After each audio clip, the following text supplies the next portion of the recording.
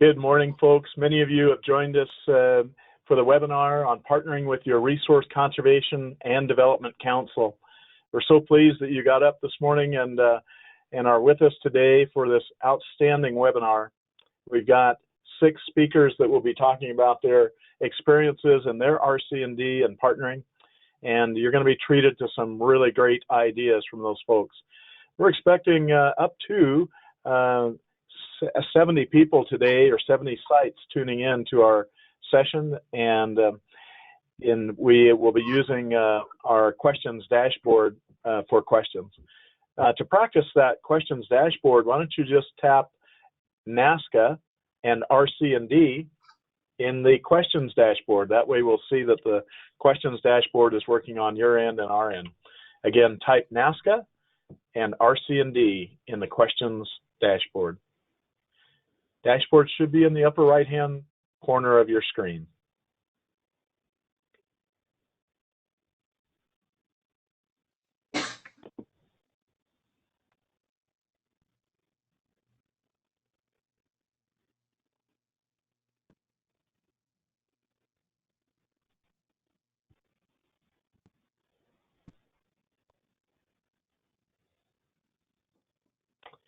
One last sound check with Deetra. Deetra, did Cindy make it to? Hi, Ray. It's Cindy. Yes, I did make it. I didn't want to interrupt. You were doing so well. You're coming through loud and clear. Just wanted to check your audio this morning. So George, Cindy, Lynn, you're going to be our first few speakers. So I am going to mute, or you can mute yourself on your end, and we'll unmute the second round of speakers here in just a bit.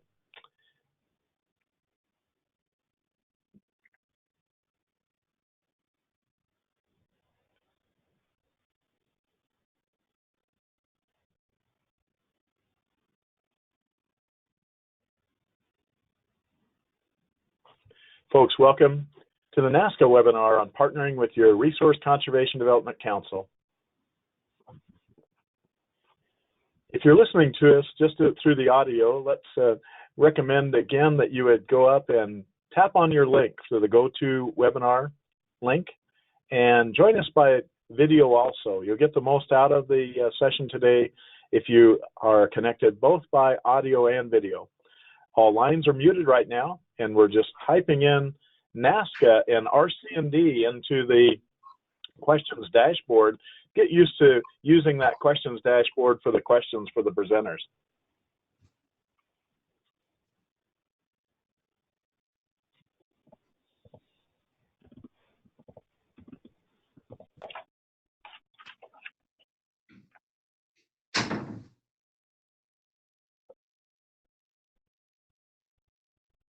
Welcome, folks. Again, find your questions dashboard.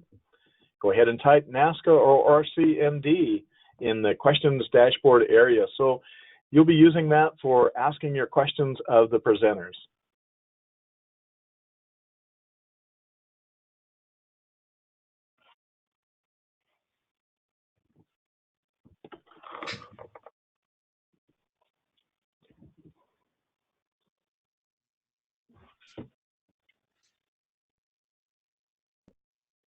Keep those questions coming in. Type NASCA and or RC&D. You've got 2 places on your dashboard. One is a chat area.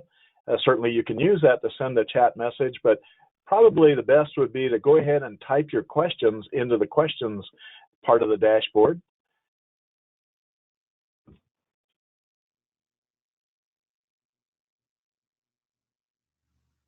And go ahead and type in the questions dashboard then NASCA or RC&D.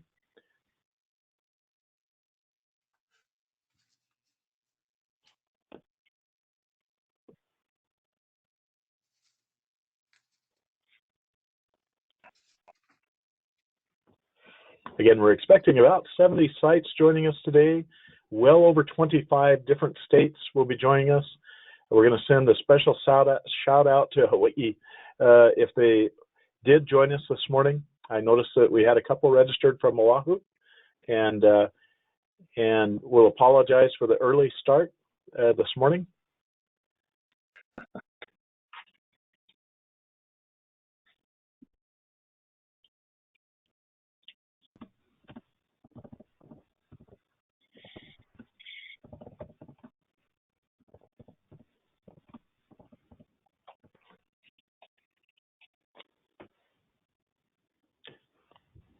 And we're running a little practice while you're waiting for the start of the webinar this morning. Just go ahead and type RC&D or NASCA in the questions dashboard.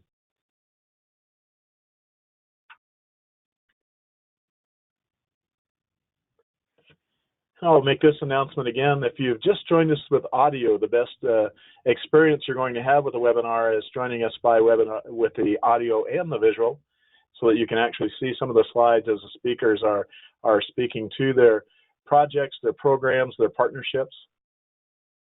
We are very excited about today's webinar and the presenters we have. Outstanding stories to tell about their partnering that they've been doing.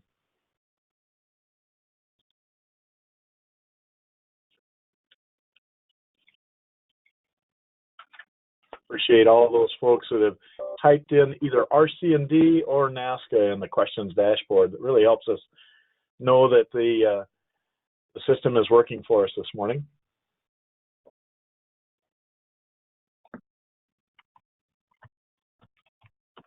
And to Mike and Aaron out in our NASCA headquarters, the tape is rolling. Just wanted to tell you that. Outstanding. We saw that the button was pushed. Thanks, Ray. Yeah, got that taken care of. Always a question, isn't it? When we sometimes a challenge. Keep on typing those notes into the question box for us as we're waiting to start the webinar this morning. We're going to give it just a couple, 3 more minutes. Sometimes folks' computer takes a little bit of time to get on there.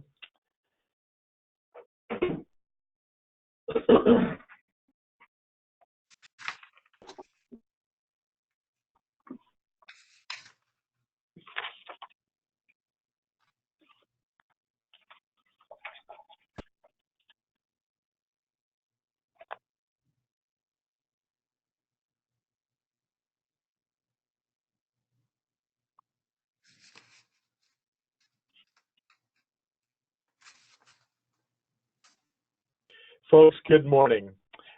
The voice you're listening to is Ray Ledgerwood, working for the National Association of State Conservation Agencies this morning, and welcoming you all to our webinar by NASCA on partnering with your Resource Conservation and Development Council. Looking forward to an outstanding webinar today. Our purpose is really to learn about the RC&D partnering successes. Examples from throughout the country were covered from coast to coast with our examples today, demonstrating the importance and the effectiveness of the RC&D Council as a nonprofit, non-governmental organization, working with a wide range of private and government partners to deliver conservation and economic development programs. Folks, it's exciting to join in with you today. We're looking forward to a large crowd of folks. In just a bit, we'll go over some more logistics. But Mike Brown will be another voice that will be coming on here in just a bit to give some opening remarks. We're also treated with some opening remarks from the officers of the National Association of Resource Conservation and Development Councils. A little bit of information there on the webinar to join the audio, if that's all you can do, post it up on the screen.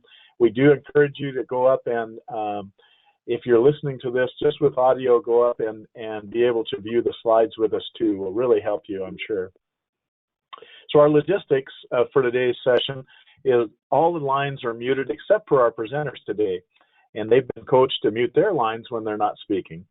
We're going to handle the questions via the web, and many of you were practicing that by typing in NASCA or RC&D at the dashboard area of your computer called questions. Just hit the arrow to move it down, type in your question, and we'll receive that here, and we'll ask as many questions as we can of the presenters.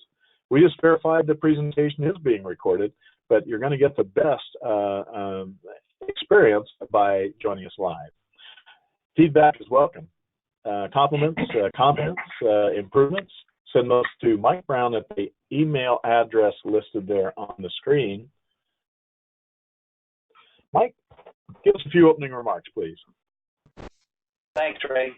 You know, a few years ago, our RC&Ds lost the federal funding that provided support for their RC&D coordinators in many places. And sadly, that spelled the end for many of our nation's RC&D councils. And I can tell you that many of the NASCA members across the country felt that that was essentially the end of RC&Ds, because locally that part of the partnership had gone away because some of those councils had folded. The reality is RC&Ds are still alive and well. They're still very much a part of our conservation partnership. And today we want to showcase for you some examples of RC&D councils that are doing great things. They're still a very viable part of their state and local partnerships. And we're hoping that the folks listening can get some hints and tips, and that's what we do in NASCA. We share ideas to make each other better, and we're hoping that that can happen with some of the councils across the country today as they listen to this webinar and listen to their peers talk about the great work that they're doing. So Ray, I'm going to stop there and let you move a little closer towards the presenter so we can get to the meat of this webinar. Thanks. Thanks, Mike. Appreciate those words. We've been trying to reach out with William Hodge today. He's been trying to get on, and we've had technical difficulty. There's no other way to say it. But we are pleased that Lisa Rickson could join us. Lisa is our National Association of Resource Conservation and Development Council's first vice president. Lisa, for a few words, please. Thank you, Ray. And thank you, NASCA, for Mike Brown, for taking this on and helping and believing that we do have several very successful RC&D councils around the country, and want to thank them for participating today. We all obviously have several that are struggling, but this is webinar will be used not only today but in the future, and we can't thank you enough for your partnership and your cooperation in putting this together. Thank you, Lisa. And if we are able to get a hold of William and get him on the line, we certainly will. So I'll be watching the dashboard for William to enter and see if we can get him on there. Folks, here's our agenda for today's session. The opening comments you've just heard, we're going over the agenda right now. Our first round of presentations will be from Oregon and California. George Jennings will be talking with us. Maryland will come in right behind that with Cindy. North Carolina with Lynn. Our questions and responses will stop the first round of presentations about midway, and we'll just take those questions that you fire into the dashboard there for the presenters. I'll moderate those, and we'll have those discussions. Then we'll start our second round of presentations. From Delaware, we have Rick. New Mexico, we have Laura. And from Washington State, Ryan. Again, we'll have some questions and responses at that point, and then close our session. We'll be closing very close to noon, give or take a few minutes on one side or the other noon. So if you had a noon date, we should be able to hit that just fine for you. It's my pleasure, and do a sound check with George Jennings. It's my pleasure to introduce an RC&D that straddles 2 states, and I understand that there are more than just one in our United States. George Jennings is with us today for a presentation on the Tri-State Watershed Habitat Improvement Partnership. George, are you on the line? Good morning. Fire away, George. Ray, yeah, I'm here. Can you hear me? We're hearing you fine, loud and clear. Oh, good.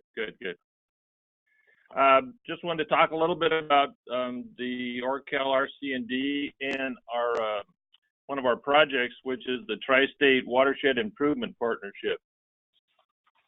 I wanted to talk a little bit about how many different agencies and folks are in that. We had we're in 2 states, 3 states and 2 RC&Ds. I call them RC&DCs. 3 states, 4 RCDs are in our project, 5 counties, 5 national forests, numerous agencies, national and regional private foundations. And as you can see on the screen there's a large area involved in this project. So I titled this this little my presentation, "Partnering Across the Lines." Our project will be in three states. As you all know, or we've talked about, that the defunding in 2011 by Congress of the coordinators, well, really was the part of ORCAL moving about 3 times to locate ourselves in the best place for our partners. And in so through 2011 to 2015, we wandered and we wondered, and we were searching, while we finished up the current grant program. We decided to go after grant funding from the Ford Family Foundation to do a 4-session strategic planning process, and to take a look at ourselves and see, relocate our priorities, our mission, different things like that. And from that came the theme of free at last. And so why do we say free at last? Well, we weren't necessarily, we had some choices to make, and we're a 501c3 that has a congressionally designated area. We had to look at our mission, our partners, everything, and see what our priorities are, because those could change. We had a little bit of a hangover from having always been so closely connected with the NRCS.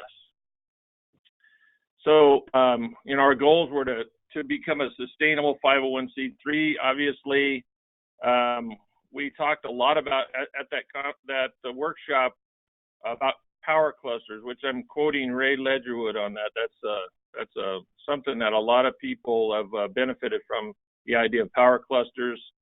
We looked really hard at how we could create multi-year programs, and learning to operate the nonprofit without the NRCS. And one of our choices was, is NRCS a viable partner for us now? Is it the direction we're going to go? Are those programs a match for us now, moving forward?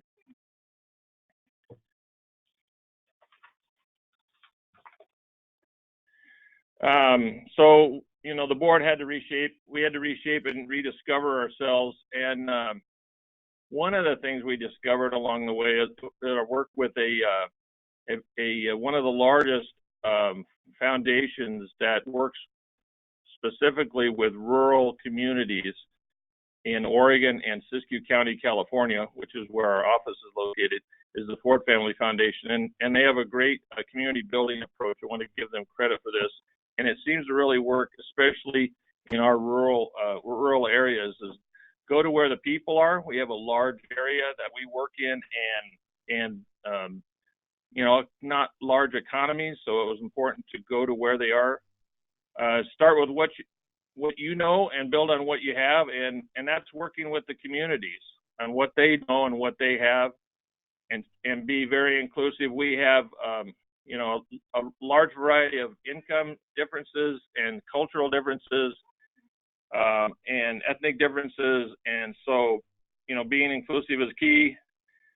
And then always have our goal was to have board members from across the area that would bring us projects, be the ears of the community, hear what's coming up next, and be able to bring us, what are the needs of the community, how can we help?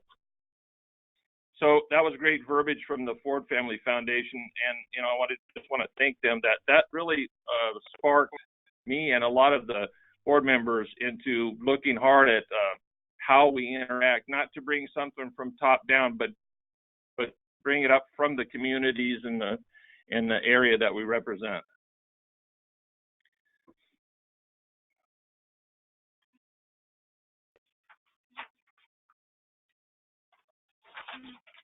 So programs and projects must match our mission, and I just wanted to yeah.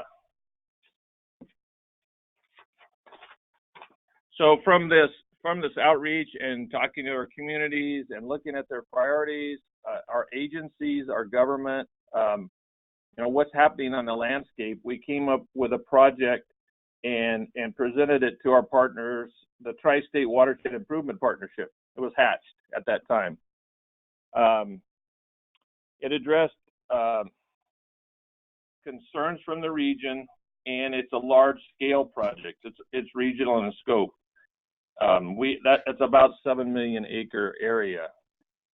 We wanted to try to catch all parts of the area and include them in the project, probably prioritizing smaller areas for treatments.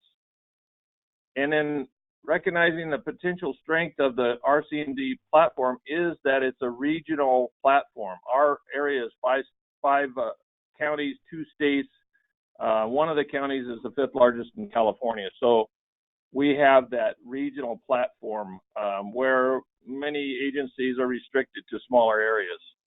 And then creating regional power clusters. So government, agency, contractors, the college, our College of the Siskiyous, just taking all the assets and creating power clusters that are related to the projects.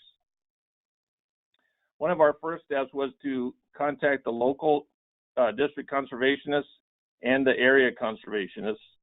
And for the tri-state project, we also went straight to Davis, California, to talk to the state conservationists and the Farm Bill program leadership.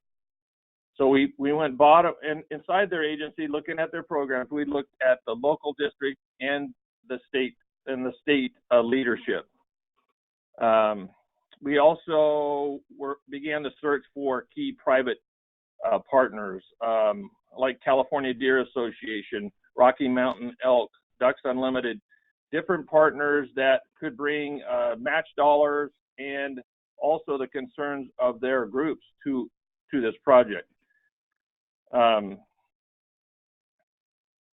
So one of the things we want to make sure, were we engaging folks on a statewide and local basis? We met, okay, so the main thrust of the project was management of Western juniper. And what we're hearing is there are around 250 to 300 species that benefit from this work. And the goal is to improve the habitat and to conserve resources. Some of the species, I guess you'd call them sexy. So in our area, mule deer are a sexy, high-profile resource and species that gains a lot of attention. It's one of the greatest hunting areas in California. So we wanted to target a high-profile species. And then you can't do anything without the landowners. We have public, private, corporate timberlands, and so we began to engage all them, and we had to find out what their goals and what parallel paths, how could we work with them, not trying to bring them something that they really weren't wanting to start with. So this is a picture of the TWIP group, which is, we meet in, most of our meetings are in Tule, California, which is centered in this huge area that we're in. We have a great partnership with the NRCS office there. And we have had 4 district conservationists from different areas in our meetings. You can see pretty good group of people there. One more, there we go. That's a list of our engaged partners, anywhere from nonprofits to agencies to fire people to other RC&DCs. We're partnering with North Cal NEVA on this project. Another RC&DC that's adjacent to us, for the district offices, everything like that. I'm gonna turn off my timer, Ray. I know I'm going over just a little bit, but I do want one more slide, Ray. Can I get a couple seconds in? Sure, you bet. Can you switch to the next? You bet. On its way. So, yeah. So we worked on these foundational documents and our 5-year goals and priorities, and really the goal is capacity building. And one more slide, real quick. So there's one other partnership I want to talk about, is the partnership that we're working on in partnership with NRCS at the state level to revitalize the partnership of the California RC&Ds with NRCS in California back to full partnership. So they've helped us with some capacity building, helped us do outreach to all the still active RC&Ds in California. Also, we met with the RCDs in California. They're called Water Conservation Districts in other states. The district conservationists, I met with each district conservationist, and then we culminated all that with a meeting with all the active RC&Ds in California and in Davis, California, working with NRCS. So they are a key partner for us. They've been very supportive, and we just appreciate all their efforts to revitalize this partnership and help us to move forward. Thank you. Thanks, George. If you have any questions. You bet. We'll leave that contact information up there just for a bit while we invite you to enter any of your questions for George or any of our presenters, and perhaps you'll have questions for all 6 presenters as we go along. But please enter your questions in the questions part of the dashboard. You can just type your question in. It'll land here on this dashboard here in Pullman, and we'll be able to moderate those questions as we go along. George, thank you so much for an outstanding presentation, and congratulations on some work well done. Thank you. So we're going to go to Maryland now, and Cindy's joining us to give a presentation on the Maryland partnerships with the U.S. Navy, Natural Resources Conservation Service, and also some land preservation projects. Cindy, let's do a sound check and see how it's coming through. Good morning. I'm here. How are you? Doing great, Cindy. Fire away. Good morning, everyone, and thank you for including us in this webinar. I'm going to briefly go through and highlight 3 of our successful partnerships. As everybody that's involved with RC&D knows, you absolutely have to diversify if you're going to survive, especially in today's world. So if you want to go to the next slide, Ray, I'm going to highlight 3 partnerships that we have found have worked very well in our area. We're very lucky in that our orientation and location allows us to pull from not only the federal government, but the state and the local government in 3 different types of partnerships. The first one I'll highlight is the federal government, U.S. Navy, and local soil conservation districts. We will typically look at grants provided from the federal government that are going to be improvements on the naval bases that are close to proximity to our office, and partner with the soil conservation district offices and local contractors. We bid on those projects, we administer the grants, and hopefully put some conservation on the ground and protect the military bases as well. The second one will be Natural Resource Conservation Service. We have we just actually got a renewed grant for 3 years.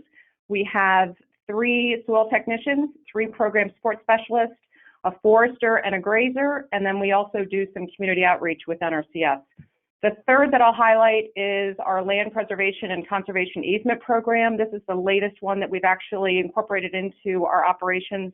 We found that because the federal funding is inconsistent and NRCS is limited in what they can and can't do, we've had to find different avenues to try and bring some money back into our RC&D to at least keep it moving, as well as give back to the community and help protect the military bases and the land and the tributaries in our area. So you want to go to the next slide, Ray? On its way. The first one is the federal government and the U.S. Navy. Typically what happens is the federal government will release funds. They won't tell you how much. They'll just put it out on grants.gov. They'll have a project on one of their installations that are, within our proximity that we can actually get to.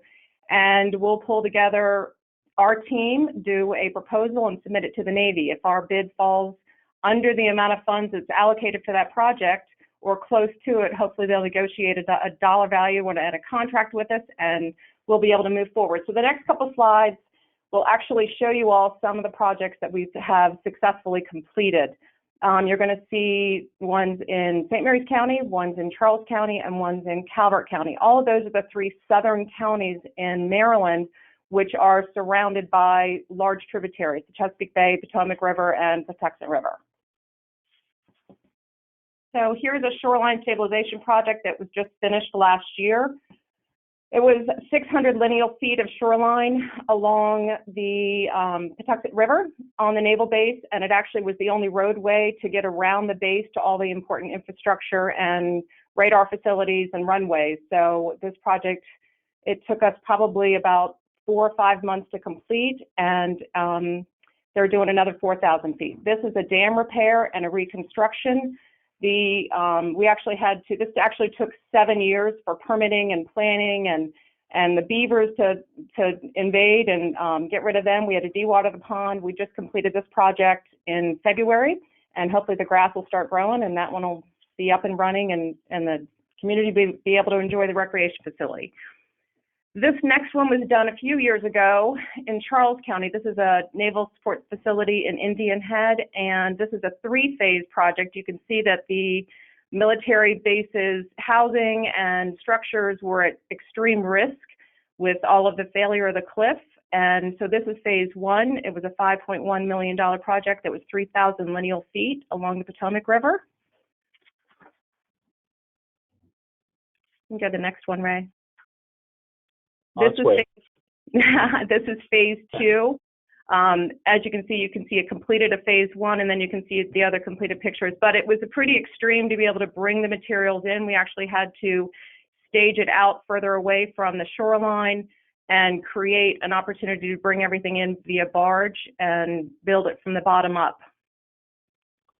Phase 3 is the next slide. I guess I'm the one creating the delay with all the pictures. Sorry about that. Not to worry, they're extremely valuable to us. Phase 3 restored 8,650 linear feet of shoreline along the same river, and this is all in the same naval base in Charles County, the Indian Head Naval Facility. This project cost was $9.5 million, and I believe it took about a year. I've got one of our partners sitting in my office for coaching in case I incorrectly say something. The next project I wanted to show you is one that we're still actually doing invasive species monitoring on, but this, we partnered with the Calvert County Soil Conservation District office, and we dredged 8,100 cubic yards of material from several of the coves on the naval base, and we deposited them out along the shoreline to protect a failing shoreline, created a living shoreline, and now we're actually monitoring it and managing it for the Navy.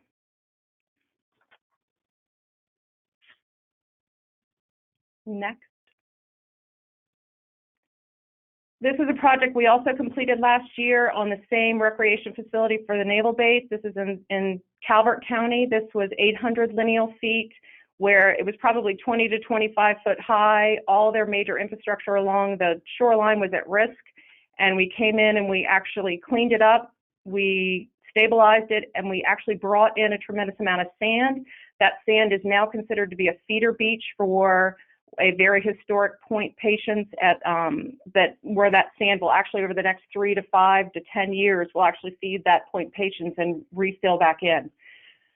This is one that I'm not allowed to show anybody pictures of, or I'd have to kill you. This is an extremely important project. It was $6.7 million. We just finished up a couple weeks ago. There was 800 lineal feet of shoreline with 108 foot high, cliff failing. All their main structures at the Naval Research Lab were extreme risk. They were only 38 feet from the edge of the cliff that was failing. So we had to install soil nails that were 40 feet long each at a 5-foot grid pattern, put a fencing over top of it, and then put a composite to hopefully grow and stabilize the slope. So time will tell if that will be successful. So the important parts of this partnership is to understand that there was a Sykes Act that was created that allowed for the military to do improvements on the military base.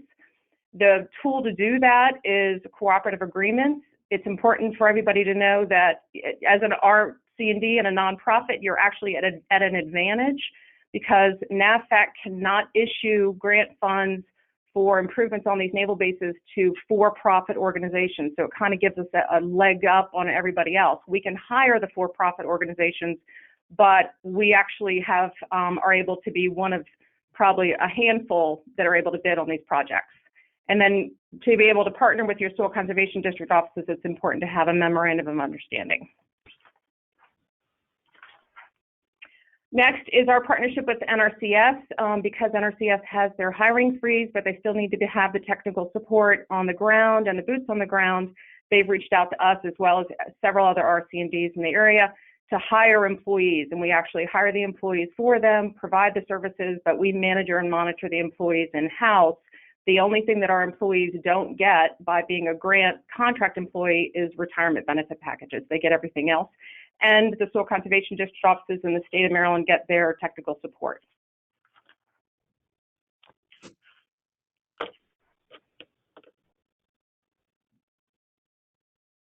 On its way, Cindy. That's okay. Everybody's, and then we don't have to spend time on this one. Everybody does the soil health workshop, as they already know what that is. So that's something that we do with NRCS. We try to just make sure that we provide our farmers and the landowners here with an education opportunity. Last year, Maryland was able to host the National Envirothon, so we worked very hard at trying to get some additional funds to help that program be successful. And as you can see, we were able to bring in $32,000 in grant funds, and then we actually donated, in cash and in-kind contribution, another $5,000.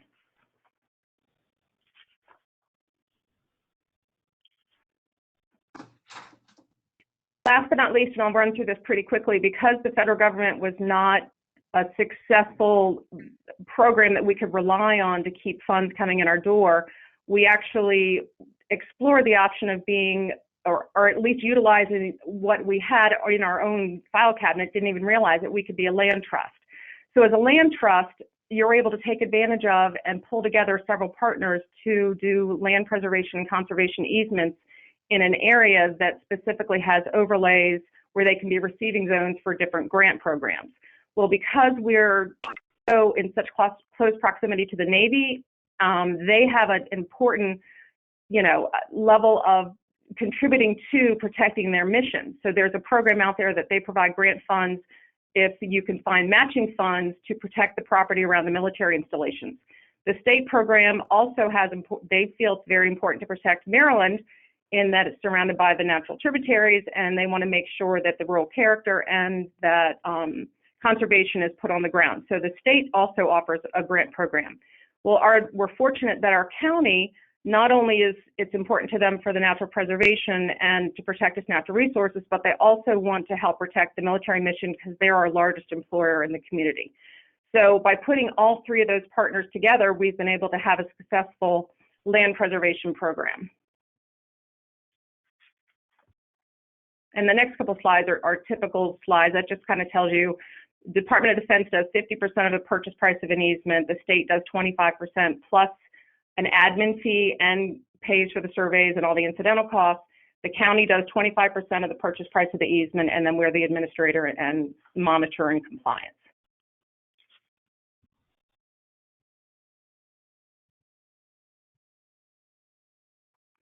This is just an example of an overlay of where you have to have all these different layers overlap for the program to actually work and the partnership to work. So you've got a federal government overlay for the military bases, which you can see there. And then you'll get to the next slide and you'll actually see, well, I think it talks about REPI program. It does. It talks about the encroachment challenges that the military bases have and why this preservation program is so important.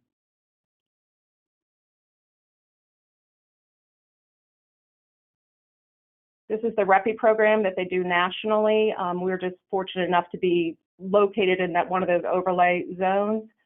This tells you how much land they've protected over the last probably, I think, 10 years. So they're over 500,000 acres at this point. This is our local overlay zone. So not only do you have a federal overlay, you also have to have a state overlay to be able to receive funding, and a county overlay. So it's kind of like putting just layers of paper over top of each other. And it just so happens that it falls over top of St. Mary's County. We're in the process of doing 2,800 acres of easements, and in the next 3 years, we'll have settled over $14 million in easements. And there's your main partnership benefits from having the land preservation program with those 4 partners. And that's it. The key is diversification. Otherwise, I don't know that our office would still have its doors open. Cindy, thanks so much, and congratulations on some outstanding programs. anybody ought to be inspired to be able to work with the Department of Defense and some other folks, you know, as we go along. Just an outstanding presentation. We appreciate so much. And both you and George spoke to foundational programs that really provide value within the area you're serving, but also keep the doors open, you know, at a time when we don't have that support from NRCS like we used to. So congratulations on that. Thanks so much. We'll get to questions here in just a bit. Just a reminder, keep adding those questions to the question dashboard. They're on your screen. Send those questions in for Cindy or George or any of our presenters, and we'll get to those in just a bit. My pleasure to introduce our next speaker, all the way from North Carolina. Lynn Sprague is with us on a presentation on the Southwestern North Carolina Resource Conservation and Development Council. Lynn, are you with us? Yes, I am. Is that a good sound check? Sounds great, Lynn, on this end. Fire away. Okay. Go to the first slide. Okay. And of course, we have the delay. I'm going to focus on two opportunities, but also talk about some of the sequences from when RC&D councils were kind of cast out on their own and some of the changes. And there's been some very, very important steps taken to bring RC&D fully back into the partnership. One was a cooperative agreement was signed with state agencies, even district employees, NACD, the RC&D councils, and NRCS. And what that did is open the door not for appropriations, although some states give them, it was for service contracts. So I found some RC&D councils kind of saying, you know, where's the appropriations? We need to go to Washington. And basically what you're going to be paid for is services. The other one is as we compete with grants, we have one county here with the Pigeon River Fund.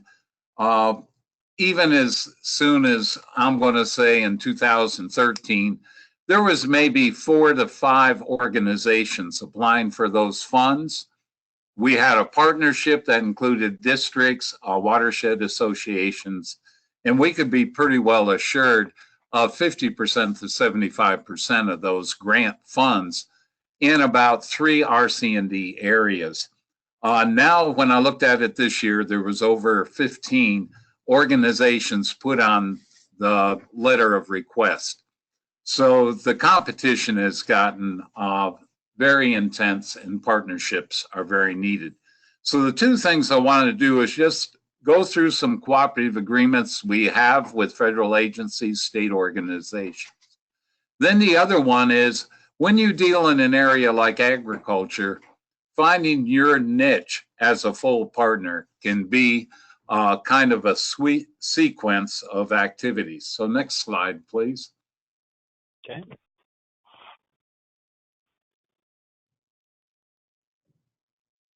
Okay, the current environment, of course, is that we are standalone. And in the introduction that was sent out, we had some of our council members that had not seen anybody from the RC&D in 3 years. The institutional knowledge of RC&D councils, and I have to say that the federal coordinators did an outstanding job. And the first thing we had to do was get reactive in those counties. But the reputation that was existing, we could name projects, we could name things that were done. And the reputation of the work that NRCS did as coordinators was very, very outstanding. That kind of gave a foot in the door to try to make things happen. And to make things happen, and I hate to say it, we had to take a lot of grant funding that did not allow for administration and staff times. A very kind of risky move, but at the same time, you got to be sure you have a cash flow coming in.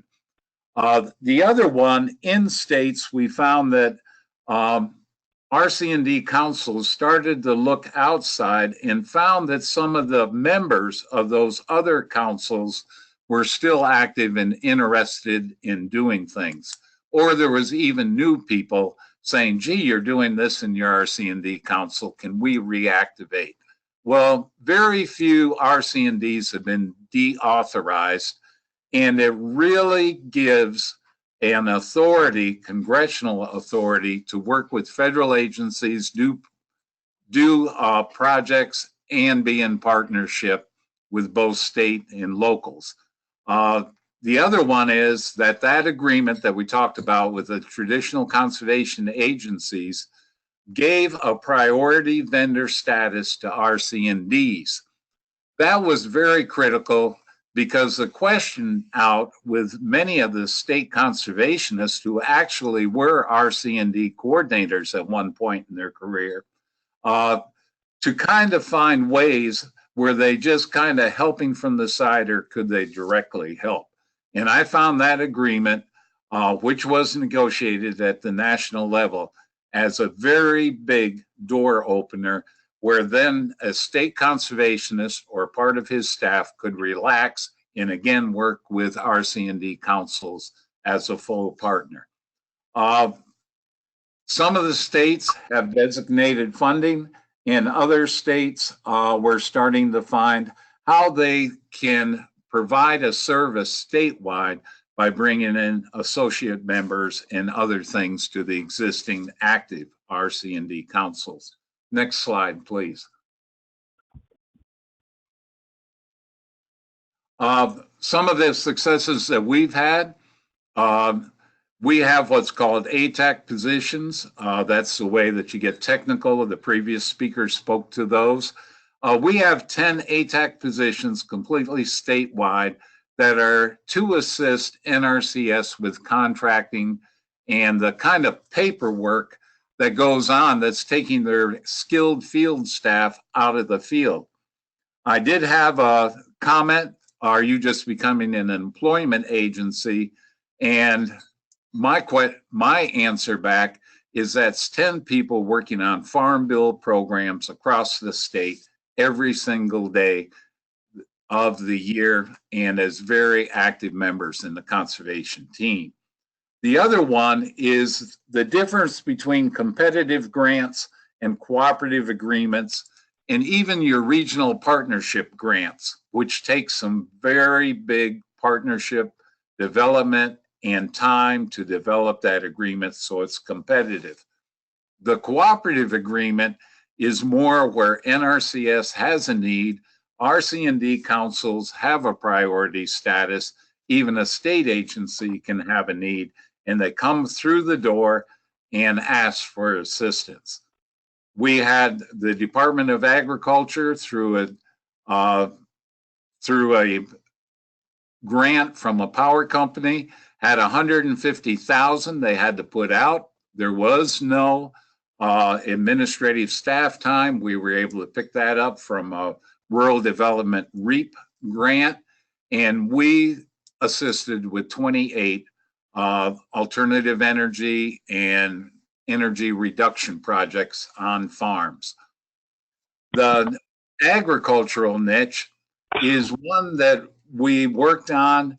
We first got in and found with NRCS high tunnel efforts, they could build the high tunnel, but they did not have the backup to do the high tunnel management, the cropping, the marketing, and the other things. Extension was very busy, was doing some workshops, but we were able to provide a person that could be repeatedly out there in the field, bring new applications in, and work with the growers and others on an individual basis. We got another grant. We're now up to 6 grants that have worked on that. And what we're looking at is now going to these agencies from specifically high tunnels. We added food safety, and now we're doing farm assessments, which eliminates the silo effect of having a single agency go to the farm. Our person sits down at the kitchen table, looks at the farm, and in some cases, especially with newbie farms, they may be able to just say that they have to go out and get some assistance on some other things besides agriculture projects. So that's kind of the quick overview of what we can do. And of course, the RC&D model is making things happen and keep a can-do attitude. And I'm saying that the door is wide open to many projects and a lot of staff development and project development. Thank you very much. Thank you, Lynn. Outstanding, and congratulations on these partnerships that you've been able to build right there in North Carolina. We do have some questions that came in. We'll take them one at a time and just kind of stop, hit a pause button here before our next presenters and make sure that we'll tackle some of these.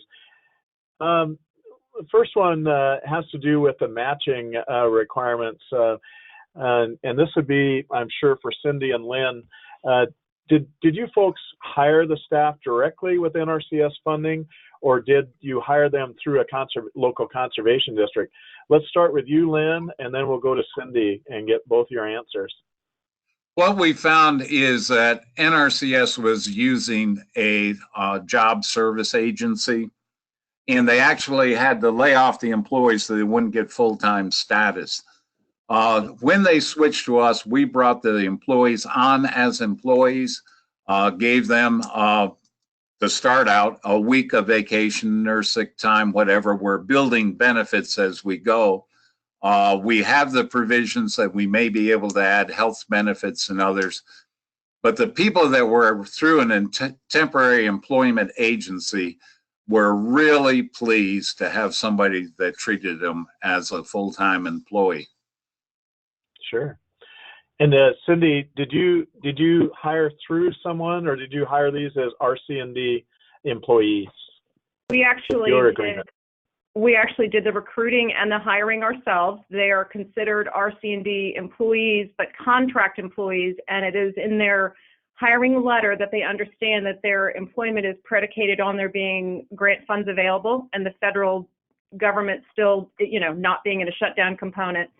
And we do accrue benefits for them, so they get annual leave, sick leave, as well as comp time. They don't get overtime, but they also do get full health insurance benefits as well. So they're considered RC&D employees. They just work out of and in the individual soil conservation district offices throughout the state of Maryland. Okay, RC&D employees working right there in the district offices, in NRCS offices then maybe? Yeah. Okay. Another question related to NRCS partnership. Did you need matching requirements for those agreements? I'll start with you, Cindy. We did not. Ours is a direct grant that actually the funds are for their full employment and all the benefit packages that go along with it, and our administration cost and admin fee to actually manage and administer the grant. Okay. How about you, Lynn? Did you need any matching?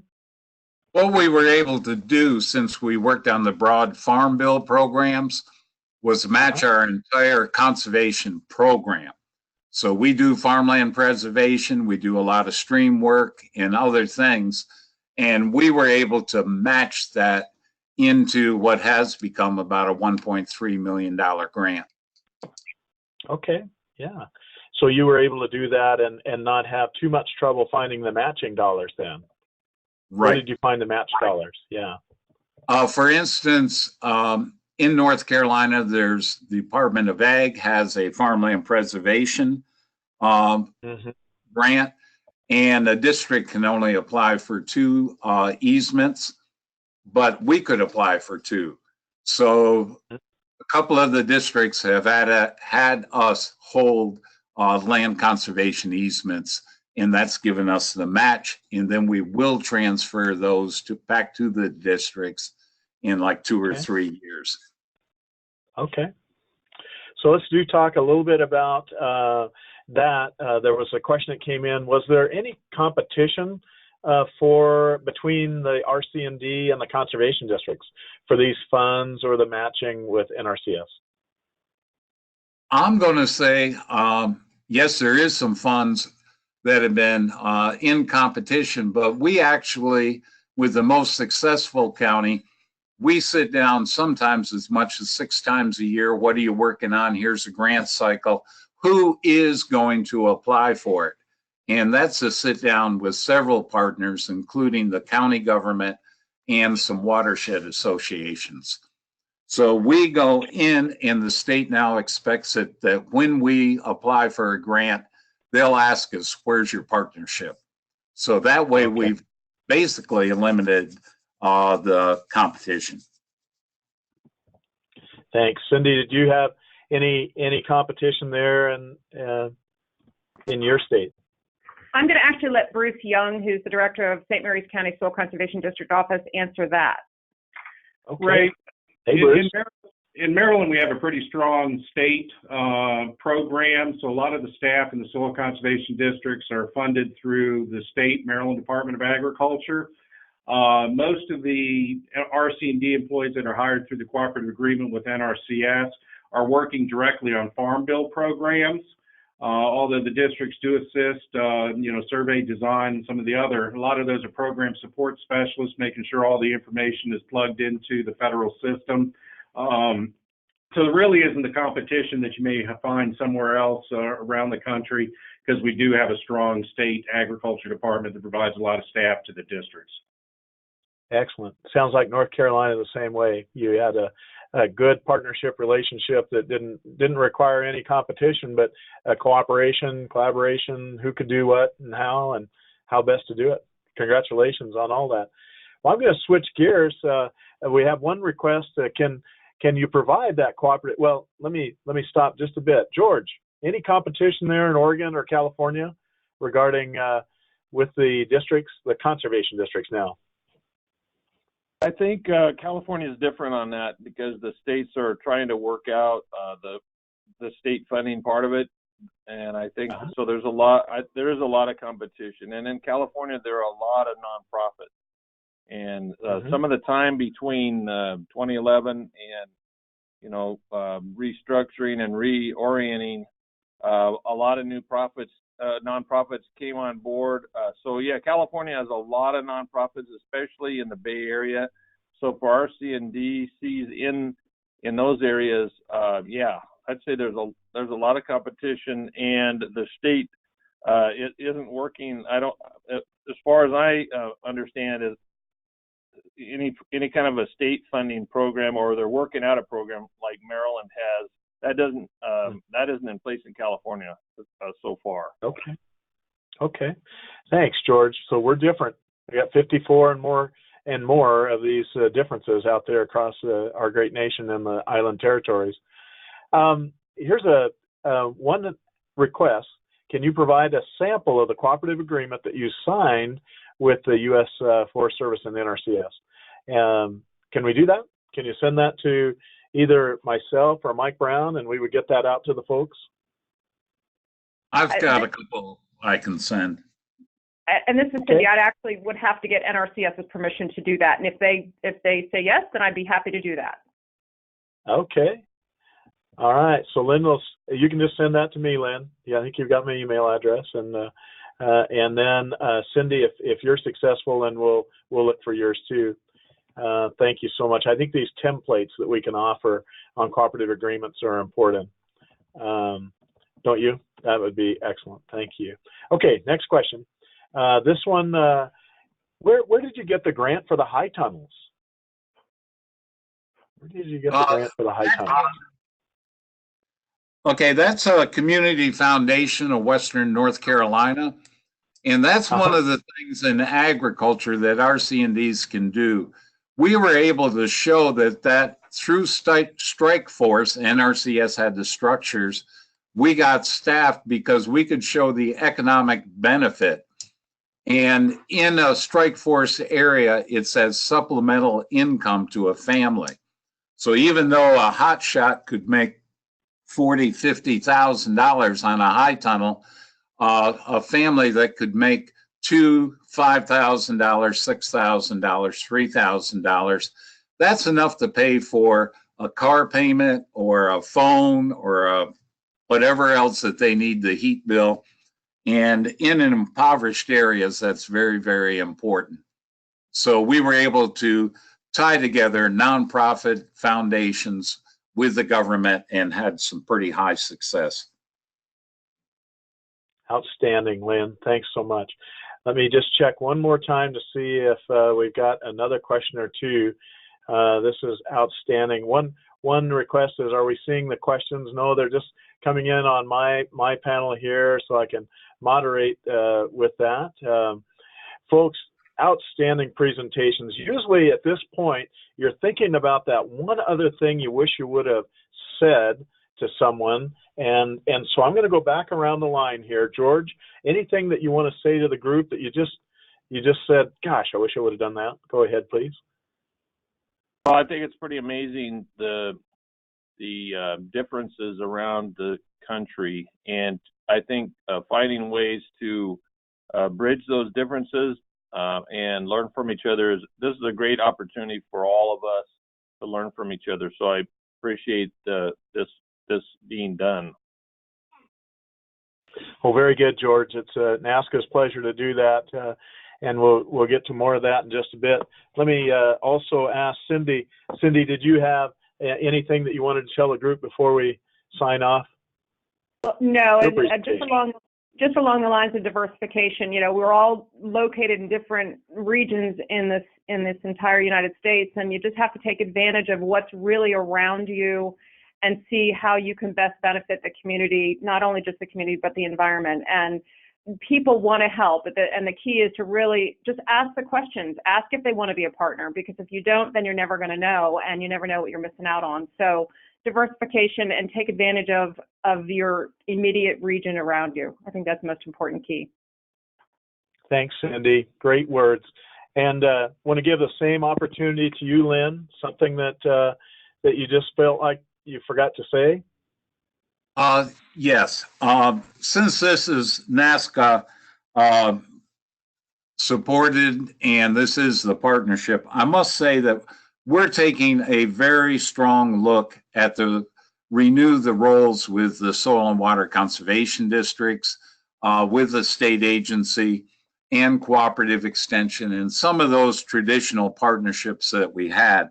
There was a lot of effort to go out to nonprofits, which was very successful, has brought some money in other places. But our conservation partnership is based on tradition and training and a kind of, you need to know, and we talk a foreign language to everybody else. We know each other.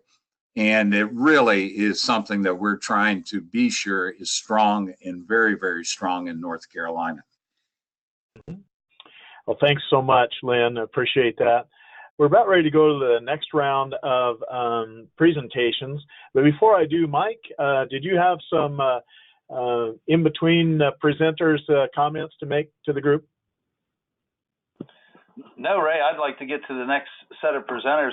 Those three presentations were fascinating, fantastic work, and I am really enjoying this. So let's if the next presenters are ready, Ray, let's go ahead and get to them.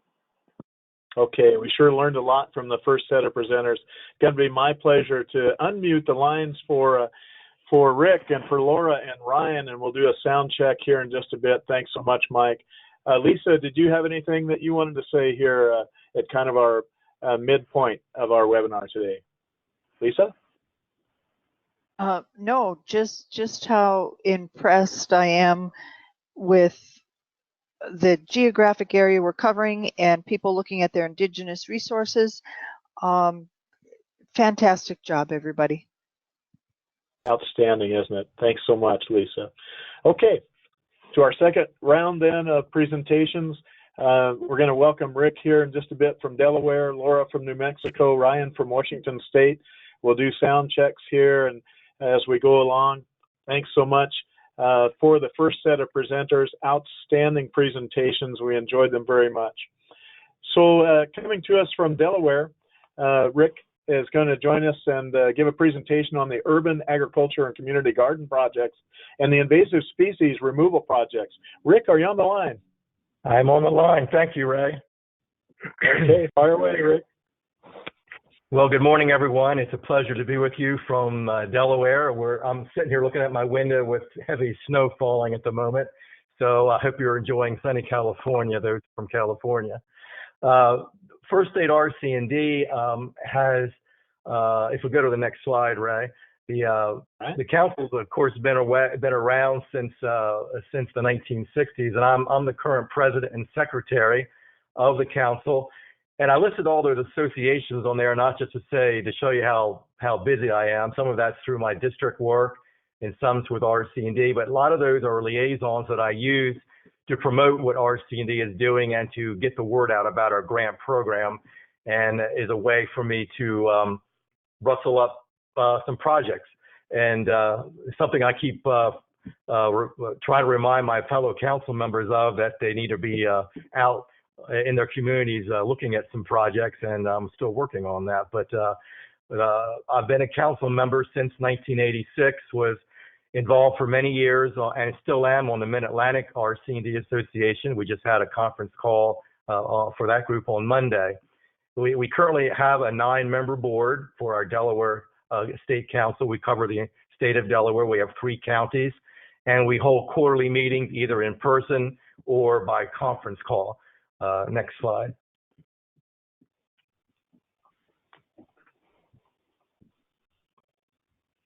Slight delay, Rick. Sorry. Coming through. Okay. There you go. So as I said, we focused on some of the traditional type of projects back from the 60s until there was a slight time when the council wasn't too active, and got reorganized in the late 80s and early 90s again.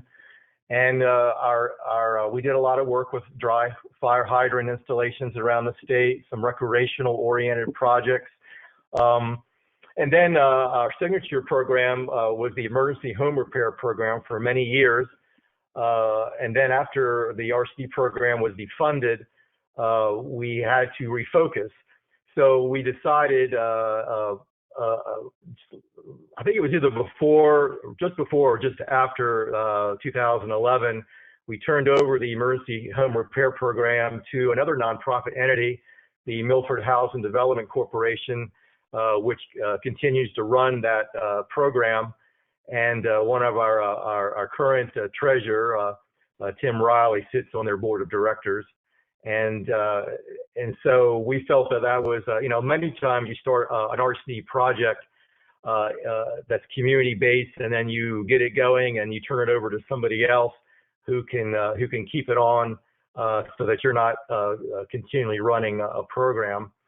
But so basically, once we went through this process, we looked at what funds we had left in the bank from that we could use, and we decided to rework our annual work plan. We made it simpler, and we allocated a percentage of the funds we have in the bank to a mini grant program that is focused on urban farm and community school garden initiatives, invasive species management, establishing or improving community recreational areas, and maintenance and management of stormwater ponds and training.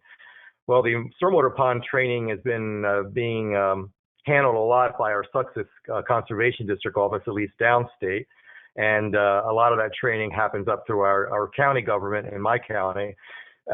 Recreational areas, we haven't really looked into that too much. So we really focused the last few years on the community garden grants and some invasive species grants as well. So I would be frank in saying that our council, like many councils out there, we struggled with what our niche is now and what it should be in the future, trying to relook at where can we bring in additional funders to help us do projects, because as we use our mini grant program and use our funds, they're going out, but we're not getting a lot in. We do still receive dues, not every year that we ask for them, but dues from our 3 conservation district partners in the state. Next slide, please. All right.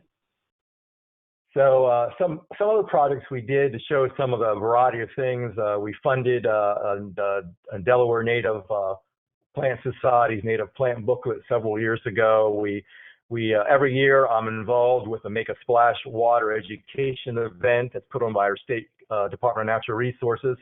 And The RC Council has funded some educational materials to hand out to the teachers that come through my presentation of the Enviroscape model.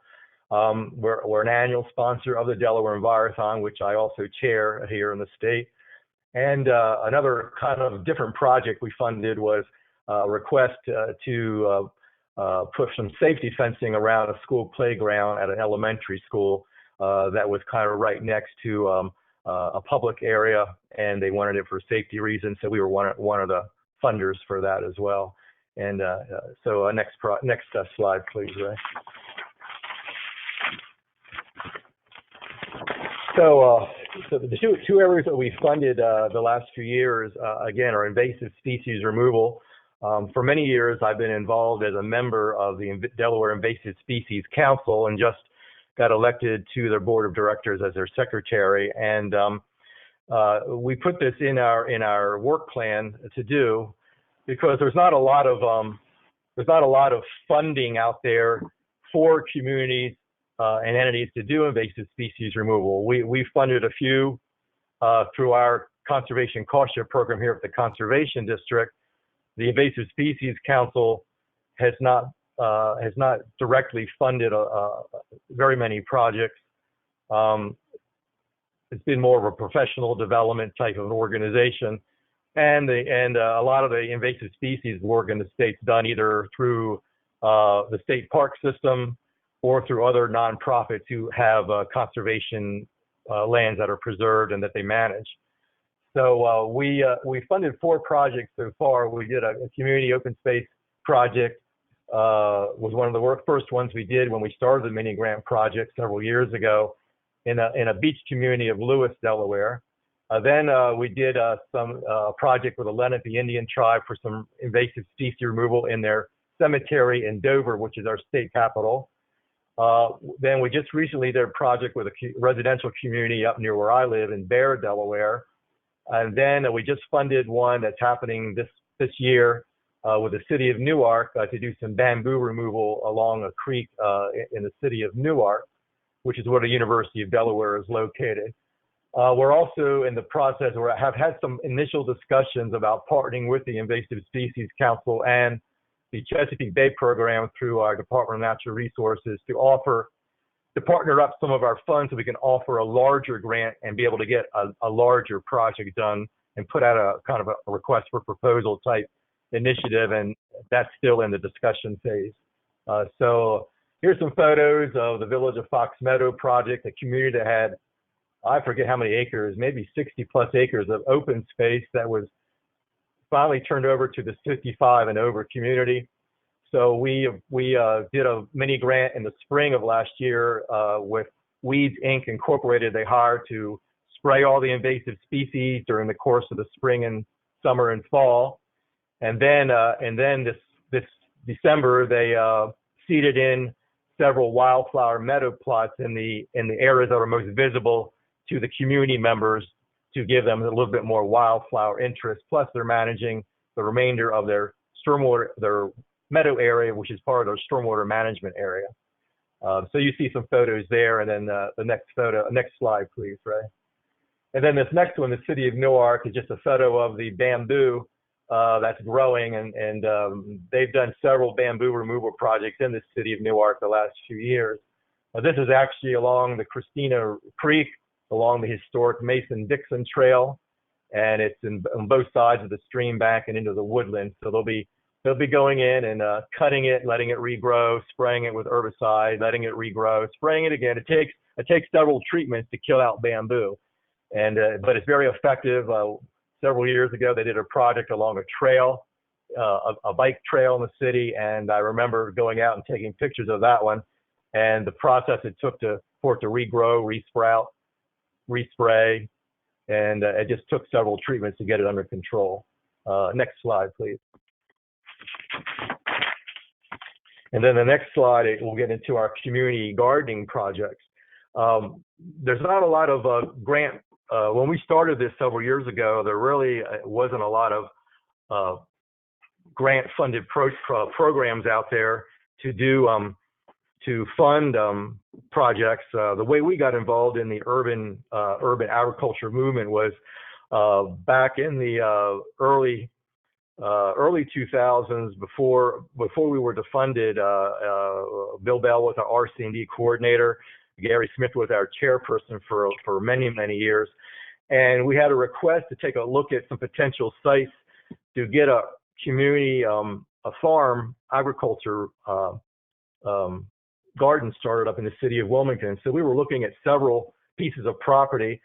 And as you know, with many cities on the East Coast that were heavily industrial in the 1900s, most of the urban soil in a city area is contaminated with either lead or other materials from heavy manufacturing. So we looked at several sites. We looked at one which on 12th Street in the city of Wilmington, near the actually one of the prisons for the state of Delaware. And we ended up partnering with, we had an analysis done.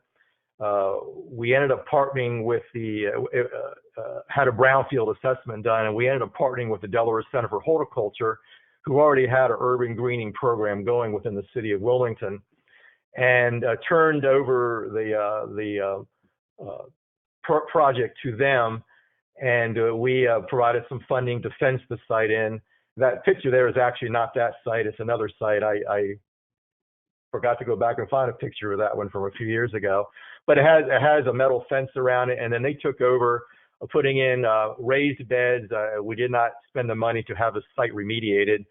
So with a raised bed, growing bed, and half the site is an urban agriculture farm enterprise for the horticulture center. They have a person who manages it, and they raise food and they sell it at a farm stand, and they get the community involved, and they also sell it to some of the other businesses in the city. And they do educational programming there, and they've kind of been reevaluating how they use it. And then the front part of it is a community garden for residents in the area. So from that first project, we established the mini grant program. We worked with all those gardens there. So if you go to the next picture slide there, Red, there'll be some pictures of some of the garden projects. And most all of them have been involving putting in raised bed gardens and helping to pay for some of the infrastructure needs that are there. So you see some of the slides from some of the school gardens that have gone in, the raised beds. We funded putting in a shed at a children's garden up in a food desert, low income area in the city of Wilmington. One is a transitional housing group. For the bottom left slide is a transitional housing program for women and children, which happened this past year. And then the one you see in the middle was a community garden. They used their funds for bee pollinator habitat planting and a bee pollinator condo, and they're also doing some work on their farm market stand. So those are the kind of the current projects that we've worked on with the garden projects. And we've also done some other things. And a lot of that is done, it's promoted through, if you go to the next slide, Ray, it's promoted through the Delaware Urban Farm and Food Coalition. And so the RC&D Council has been a member of that coalition. It's not, the coalition itself is not a nonprofit. It's a loose coalition of individuals and organizations that are interested in urban agriculture and community gardening in Newcastle County. And the program, the number of gardens in our county is probably at least double or tripled over the 10 years that I've been involved with this. So you can see my history there. I got ahead of myself on that part of it, but I serve on the steering committee. We just had a meeting this week, actually, and the RC&D Council sponsored 5 community garden tours in conjunction with the coalition to take members around to some of the gardens in Newcastle County. We also toured the Kent County Garden Collaborative, a group in Kent County. And last year, we did our first out-of-state tour to an agricultural enterprise over in New Jersey that's working with a lot of heirloom plants suitable to the Mid-Atlantic region. So this partnership with the Farm and Food Coalition has has been a way that we've promoted our mini grant program. And so you see some pictures from some of our most recent garden tour this past fall. And so the urban ag movement is growing. My conservation district won one of the national grants through NACD and NRCS, and we have an urban ag coordinator who's working under my direction with a program up with the partnership, the Urban Farm Coalition. Now, the cooperative agreement is something new for us. We were a signatory. I was glad that Lynn had mentioned the National Conservation Partnership when that agreement was signed here just 2-3 years back. And when that happened, we have a conservation partnership agreement that was signed by the 5 partners in Delaware. And then in July, Casey Taylor's our state conservationist. She's been with us for, I guess, about 3, 4, 5 years now, and we've been meeting to get together with her as the RC&D Council. And finally, she met with us, and we were able to get together in a July meeting last summer. And she had proposed, she wanted to work with us and proposed a cooperative agreement for 3 years. And it's providing funding to handle a large animal mortality disposal program that was actually being funded through our conservation cost share program through the state previously. And also we will be installing some pollinator habitat projects. So the total agreement is for $260,000, and the goal is for 1,100 large animal units to dispose and 40 acres of pollinator habitat by the end of 2020. And you see the breakdown of the funding there. And the next slide will show you some specifics on what we've done so far with the mortality program. So right now, Tim Riley, who's our treasurer, he handles the reimbursements. There's a gentleman who's a contracted person who was already doing this program. So he handles when there's a call comes in to pick up some dead animals. They will go out and pick up the animals and dispose of them. And to tell the truth, I'm not sure exactly where they go because I'm new to the program myself.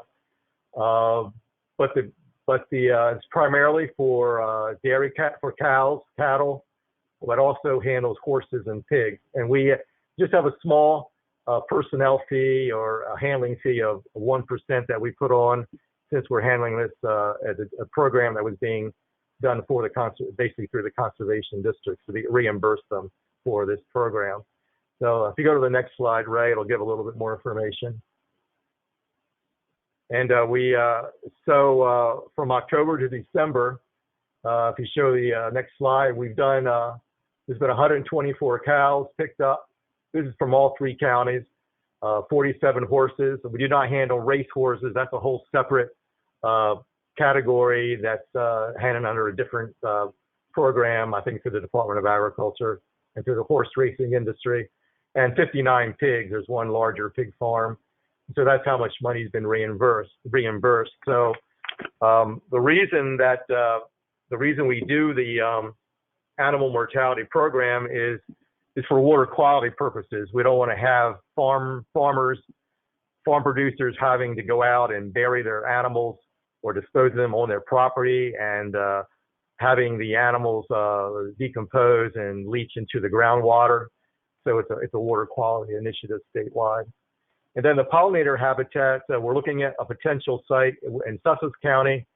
It will follow NRCS parameters. We're basically looking at agricultural producers who want to do pollinator habitat on their property. So we're still actually working out and fleshing out some details on that program, and we're going to be promoting it out to all the conservation planners at each of the 3 counties to so as we're working on conservation programs with the farmers, we can bring out some of the pollinator habitat requests that come in and hopefully do some projects later on this fall when it's the appropriate time to get them planted. Okay, next, I think there's one more slide. Couple more slides, Ray, if you'll check the next one. So future challenges. And coming up. it's really fascinating to hear about what's happening nationwide on RC&Ds, because I know each RC&D is unique and different and has different challenges. And interesting to have Lynn Sprague on from North Carolina, because he used to be my boss back in the early days. He was one of our first district coordinators here at my district there. It was good to see him down in Nashville at the NACD conference. And so future challenges is our council's kind of been, I would say, been fairly low key since we lost our federal funding. Some of our council members left after we turned over our home repair program to another entity because that was their main interest and focus. So we have our core council members who've all been on there for a long time, trying to maintain our 501c3 status, looking at funding for the future so we can keep our funding in place. We don't have any employees. I work for a conservation district as an employee, so I have a limited amount of time I can put into it as well. And so looking at future cooperative agreements, so how we're going to keep our council going and the future direction, and will it be under our own 501c3 or maybe under our state associated conservation district as a program. We're looking at various options right now on how we will continue into the future. So I'm interested in down the road is maybe we can have another webinar on how different councils across the country have kept themselves organized and what training they've gone through and what their structure is like as they've transitioned over these last 8 or 9 years. So that's all I have to share. And Ray, if you'll close out to the last slide, I'll be finished. Yep, coming your way. Yep, I think this one's holding it up a little bit, the larger pictures. Yeah. And that the pollinator pictures there aren't from a project we've done yet. It was actually one that we did up with a school nearby, and then we just talked about this one.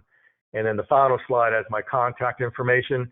Our council does not have an actual website, but we do have a page on my conservation district website.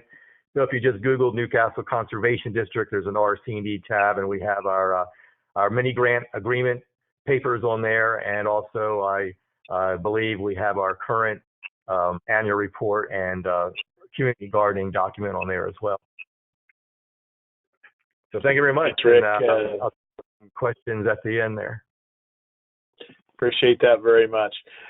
Pleasure to have you on, Rick, and congratulations on some outstanding programs there you offered. What a great idea to have another webinar that we can actually explore how the RC&Ds are working and whatnot. That's part of the rationale behind this one too. It's my pleasure to introduce our next speaker, and our slides are running a little bit slow here, just to let you know.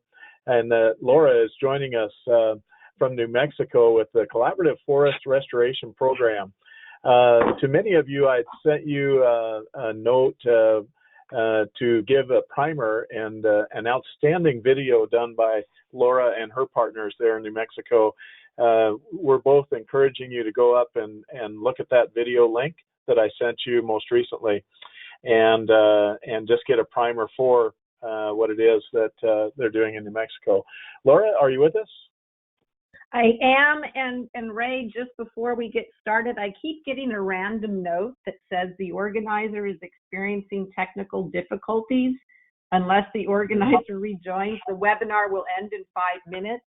So I'll go really fast before you end in 5 minutes.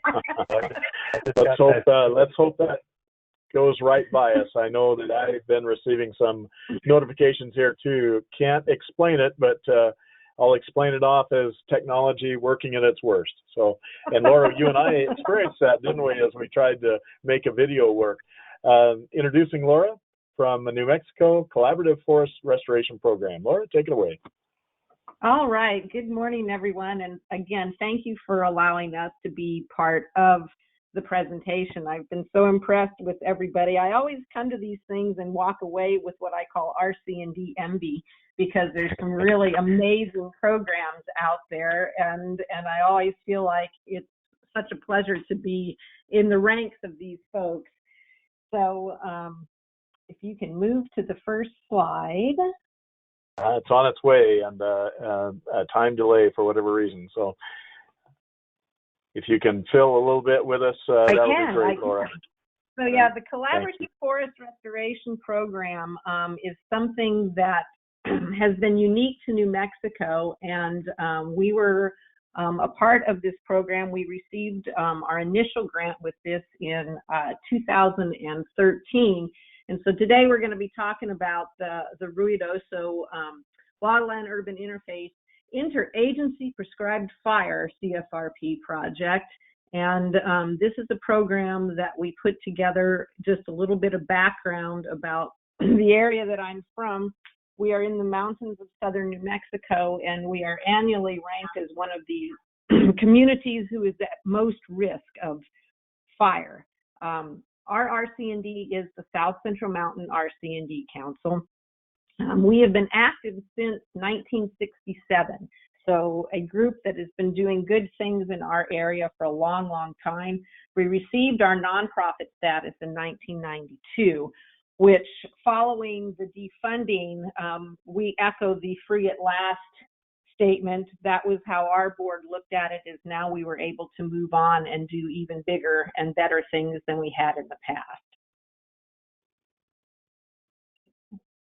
Still experiencing those difficulties. The slides have been changed. A little bit of delays. Yep. Oh my gosh, yes. We practiced that yesterday, didn't we? So yeah. Right. It's still waiting to come through. If you can describe that area, that map, I hope will come up here. Yeah. In just a bit. What the next slide, once it finally gets here, what we'll be looking at is the area that we serve. New Mexico is the 5th largest state in the union, and we have a whole lot of land mass, not so many people. So the area that we serve is approximately 7.3 million acres, and we have, there we go, 11,458 square miles between Lincoln and Otero County in the southern part of the state. Within that area, we have the 1 million acres of the Lincoln National Forest. So we can move on to the next one, let's hope. Yep. There we go. And so within this area, like I said, we have some very diverse topography. We have the desert floor, the mountains around us. Sierra Blanca Peak is 12,000 feet. We have the southernmost ski area in the United States. So we go from true desert all the way up to alpine in our different topography in the area. So with that, we get a lot of different challenges as far as watersheds, forest health, and those types of things.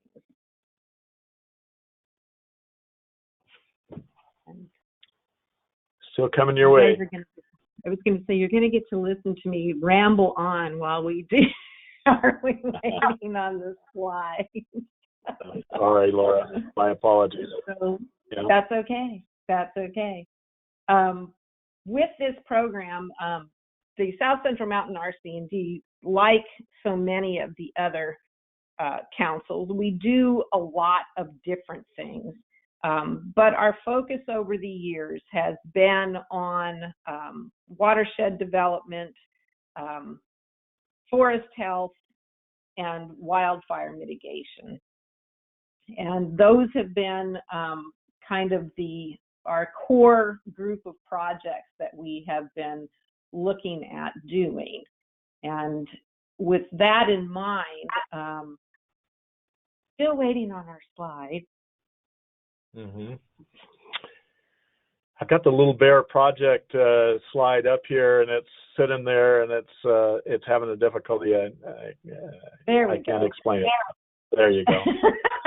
So this is just a little bit of background as to why this project was so important to us. The previous slide before, which we don't need to go back to that we missed, was actually of Smokey Bear, and Smokey was actually found in our mountains in 1950. So the ranger district that we work with a lot is the Smokey Bear Ranger District. So wildfire has been at the top of our list and the prevention of catastrophic wildfire for a long, long time. In June of 2012, we had the Little Bear Fire. And to understand our community, we have 10,000 year-round residents, but as a resort community, we swell to 35 to 40,000, particularly during the summer season. So in June of 2012, we had a fire start in the White Mountain Wilderness. And what we thought was going to be just an everyday fire, when the winds picked up to 80 miles an hour, it became a whole lot more. And it burned over 44,000 acres, and we lost 242 homes. So in a community of 10,000 people, 242 homes is a lot. And during that, you know, Ray and I talked about this a little bit before. During a disaster like this, you see the best of people. Following the disaster, it's not always the best that comes out. And post-fire, we had an extremely volatile situation in our community. And it was not just the landscape that was damaged, it was the community as a whole. And anytime, you know, there was a lot of finger pointing, people were convinced that it was somebody's fault that all of this happened.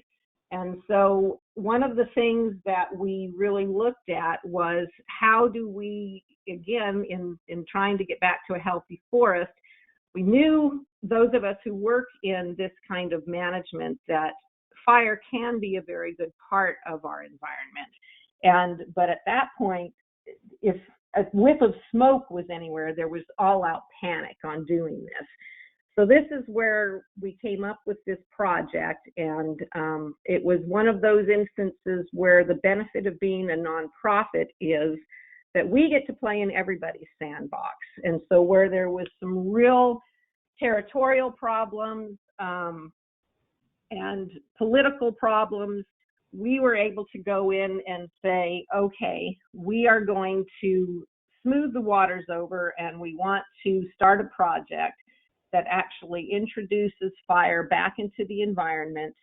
And we came up with the Prescribed Fire CFRP project.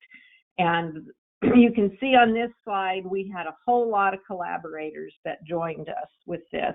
And one of the most important collaborators was the Village of Ruidoso and the Lincoln, County of Lincoln, and the Little Bear Forest Reform Coalition. And this was an actual group formed by citizens in the community who demanded change in how fire was fought, protection of the community and the assets.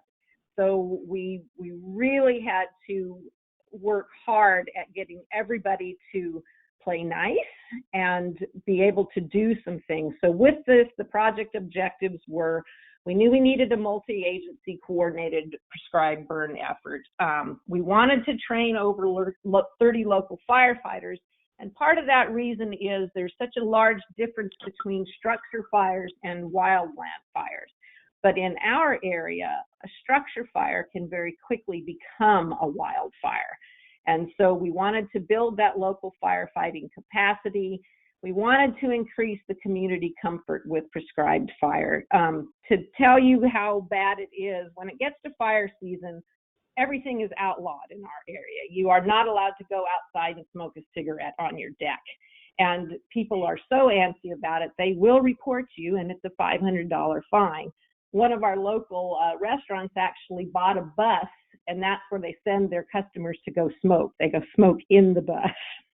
So it is something that is very real for the members of the community. And we wanted to be able to increase their comfort and let them know that fire is a natural part of forest management.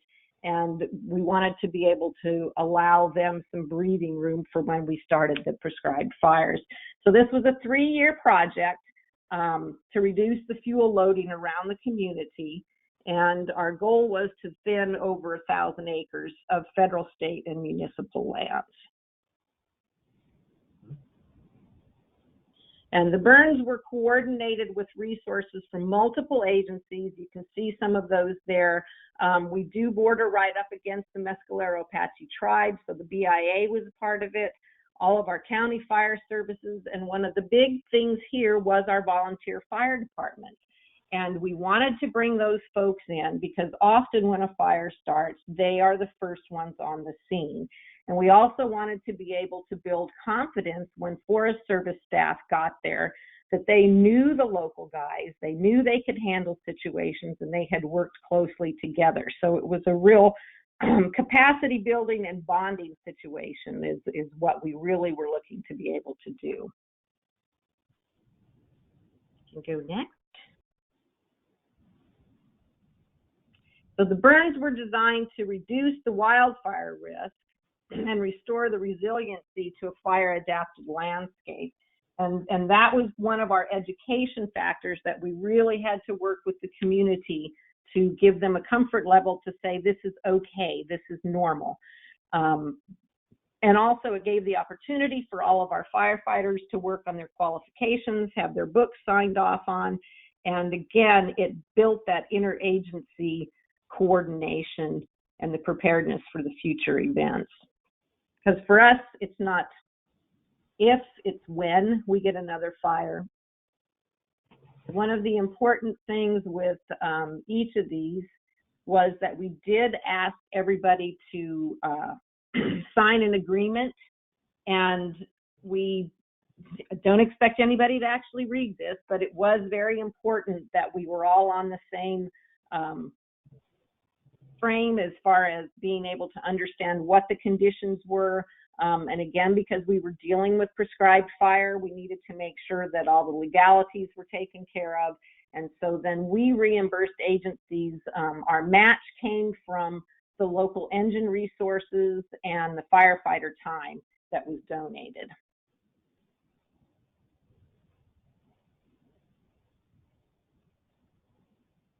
So each day we started with morning briefings at the substations and the burn sites, and we really, really relied on our Forest Service personnel. They were outstanding because they were the ones really doing the training as to what they expected from the volunteers.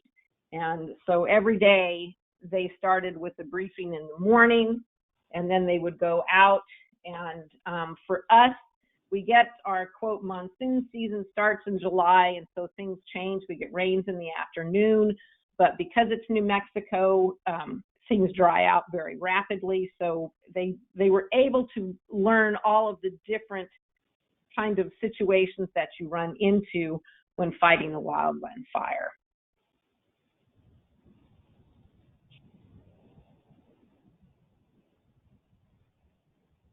And we can go to the next. Hopefully. You bet. Some great pictures here, Laura. Thank you for sharing these. It really, really helps. Well, and the guys were just outstanding, and we got to do a lot of different techniques. I mean, they were able to do mechanical thinning, and they were able to do some dozer pulls, and then they would go in and burn the different piles and that type of thing. But again, the important part was like on this one where the firefighters would grid out on the hillside. It just allowed that training to go across agencies, whether it was BLM, whether it was volunteer firefighter, U.S. Forest Services. And so all of our novice firefighters gained the exposure, and the advanced firefighters got to work on their higher qualifications.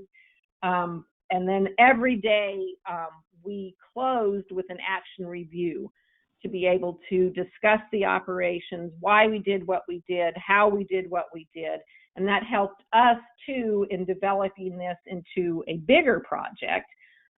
This is one of my favorite slides because these are actual quotes from the guys who participated in this.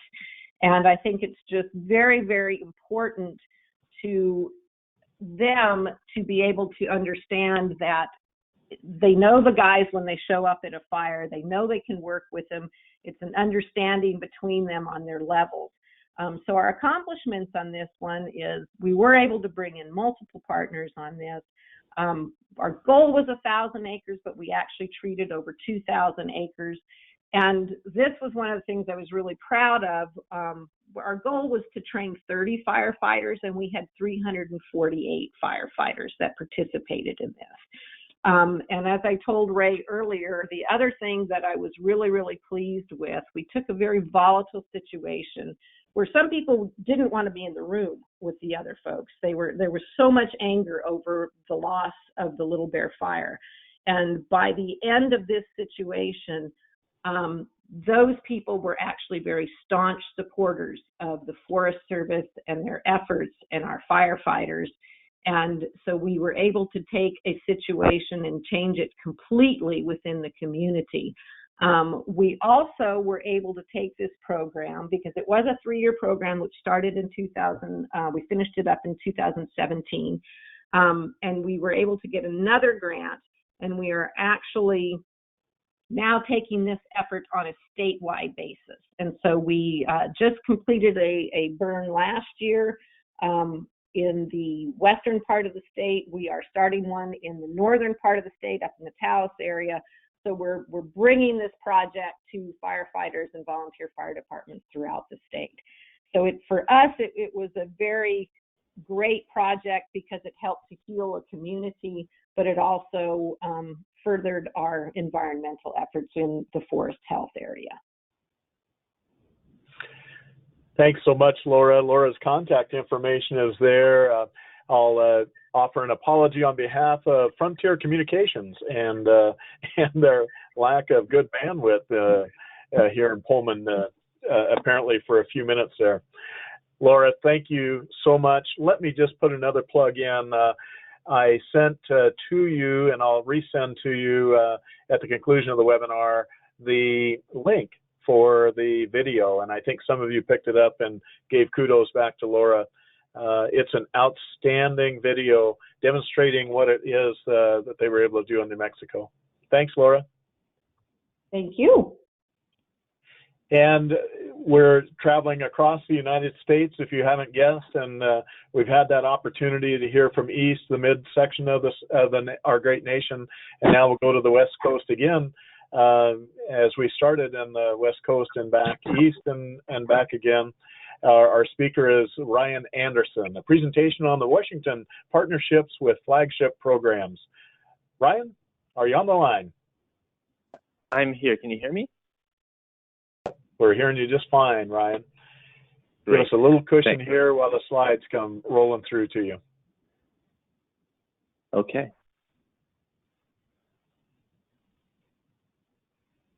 Great. I can see the slide. Thanks.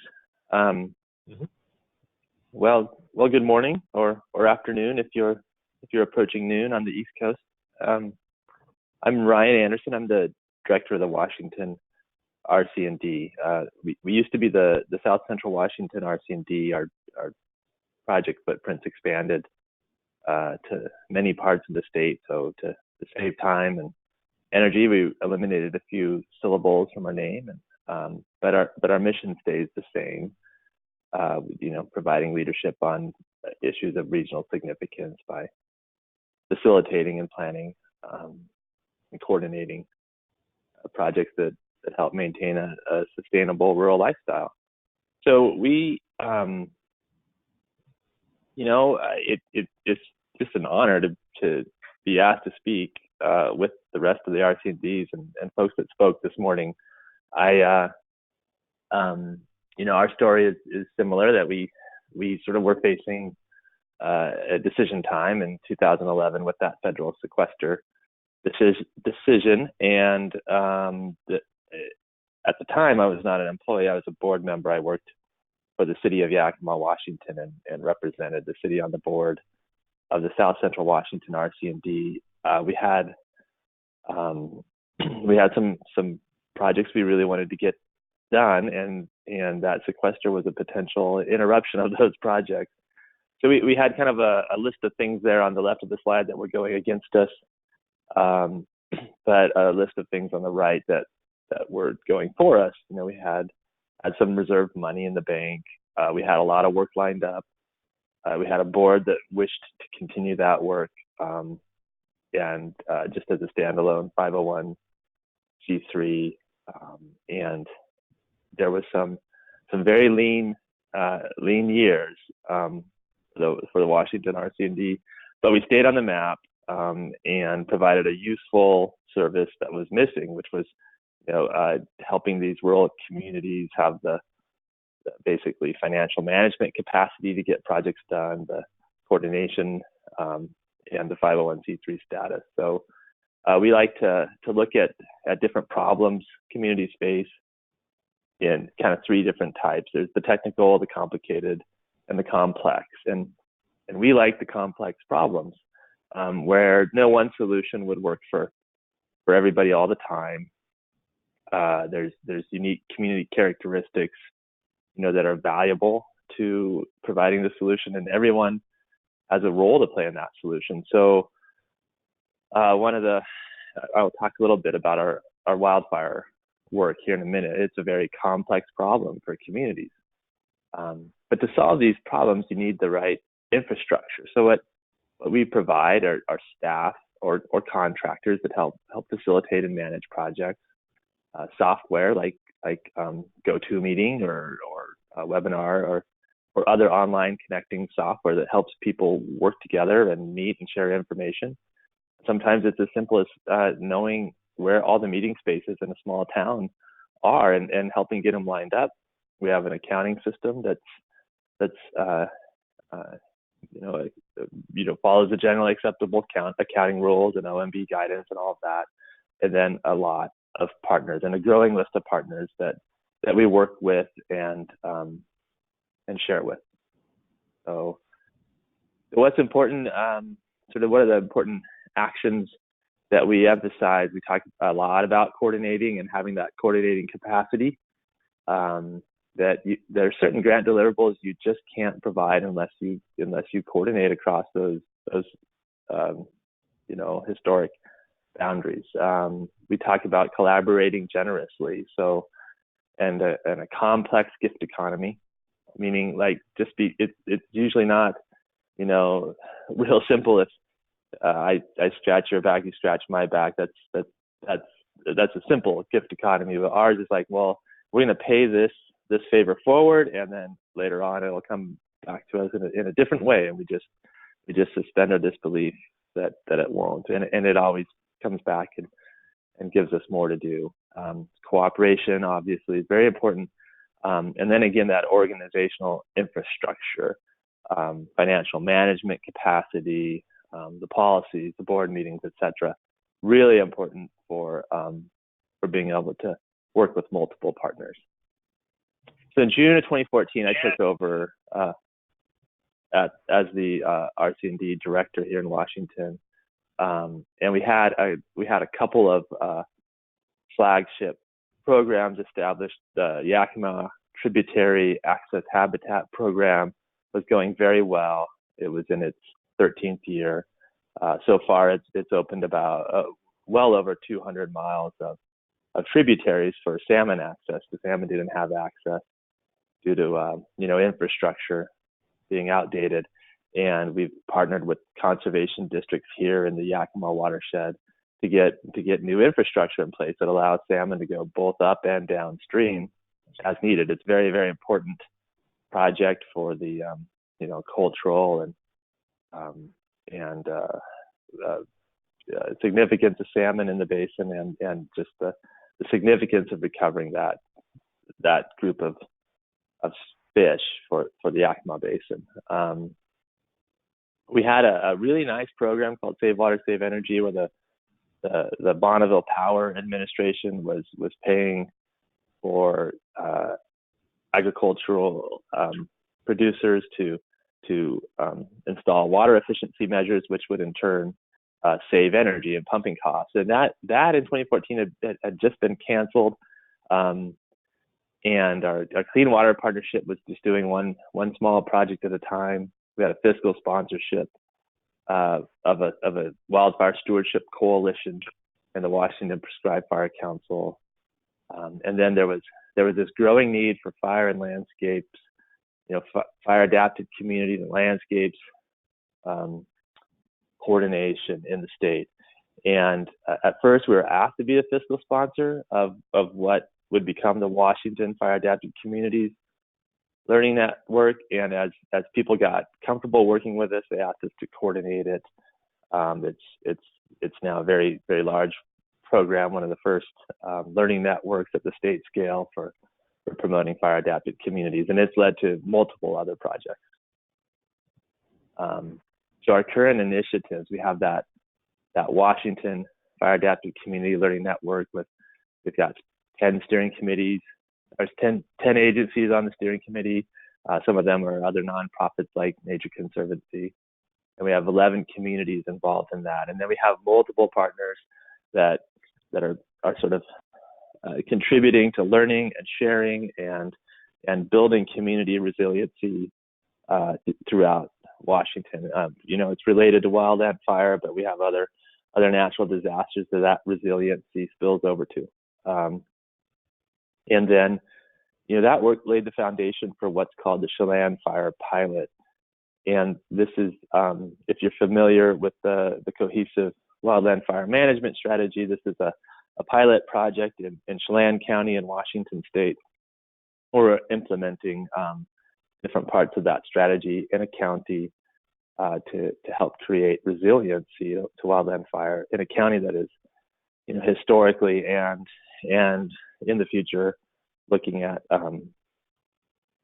increased, wildfire hazards. Just to the south of Chelan County, we have a large NEPA project, related to resiliency in the forest called the Menashe-Tashtana NEPA. We've completed a forest resiliency burning pilot project.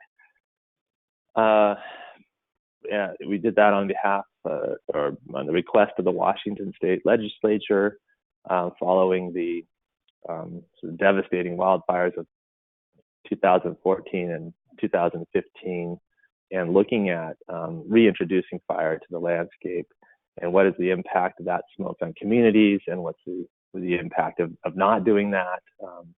Really fabulous collaborations of forest health collaboratives throughout the state, and community input, and then on the ground burning.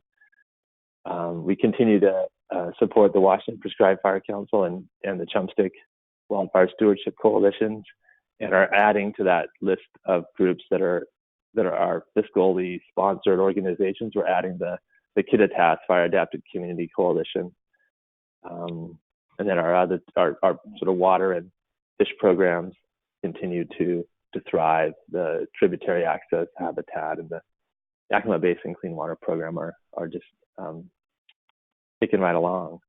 So we've been very busy with that list of projects and developing that list of projects. And I think that this is no secret to the folks that have spoke this morning, and probably not to anybody that's on the line. But I always like to conclude there's really no secret formula, and this applies whether you're talking about how to solve a complex problem. There's really no secret formula. You need to get people together. You need to work really hard, suspend your disbelief that things will work, and they are either going to work or you're going to keep working at it. And then, for successful RC&Ds, I think there's really no one solution for any of us. We all, I think this has been said a few times this morning, we all, work with our changing demographics and maintain our commitment to diversity and in our programs and the people we work with, and just help people get these things done. So it's I've just really enjoyed that part of this job, and that part of working with the other RC&D folks I've met, that the can-do attitude and the helpful spirit has been very rewarding for me. So, thanks again for letting me talk this morning, and Thanks, Ryan. Outstanding. And again, congratulations to you and our other 5 presenters for outstanding partnerships being built. Just absolutely enthusiastic about our future and what we've got. We've got lots of questions here, so let me get right to the questions as we conclude our second round. Maybe we missed it, but the large animal mortality, what is done with the carcasses? Are they buried, incinerated, or what? And as part of that service, can you help us with what happens to those carcasses?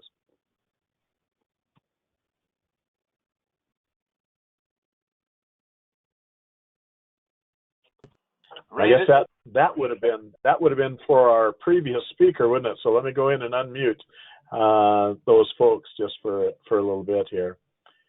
All right, hang on. So let's see. Ray, this is Mike. Am I coming through? Mike? Yes, you are. Yeah. Okay, I can answer that question. In fact, I may have a little bit more experience with it than Rick did. Okay. The animals, the dead animals are taken to a rendering plant, and years ago, the process that there was enough value in those animals that they paid for themselves, and a local company that will come to the operation and pick them up would do it gratis because there was enough money in it that it paid for itself. The market for rendering has changed.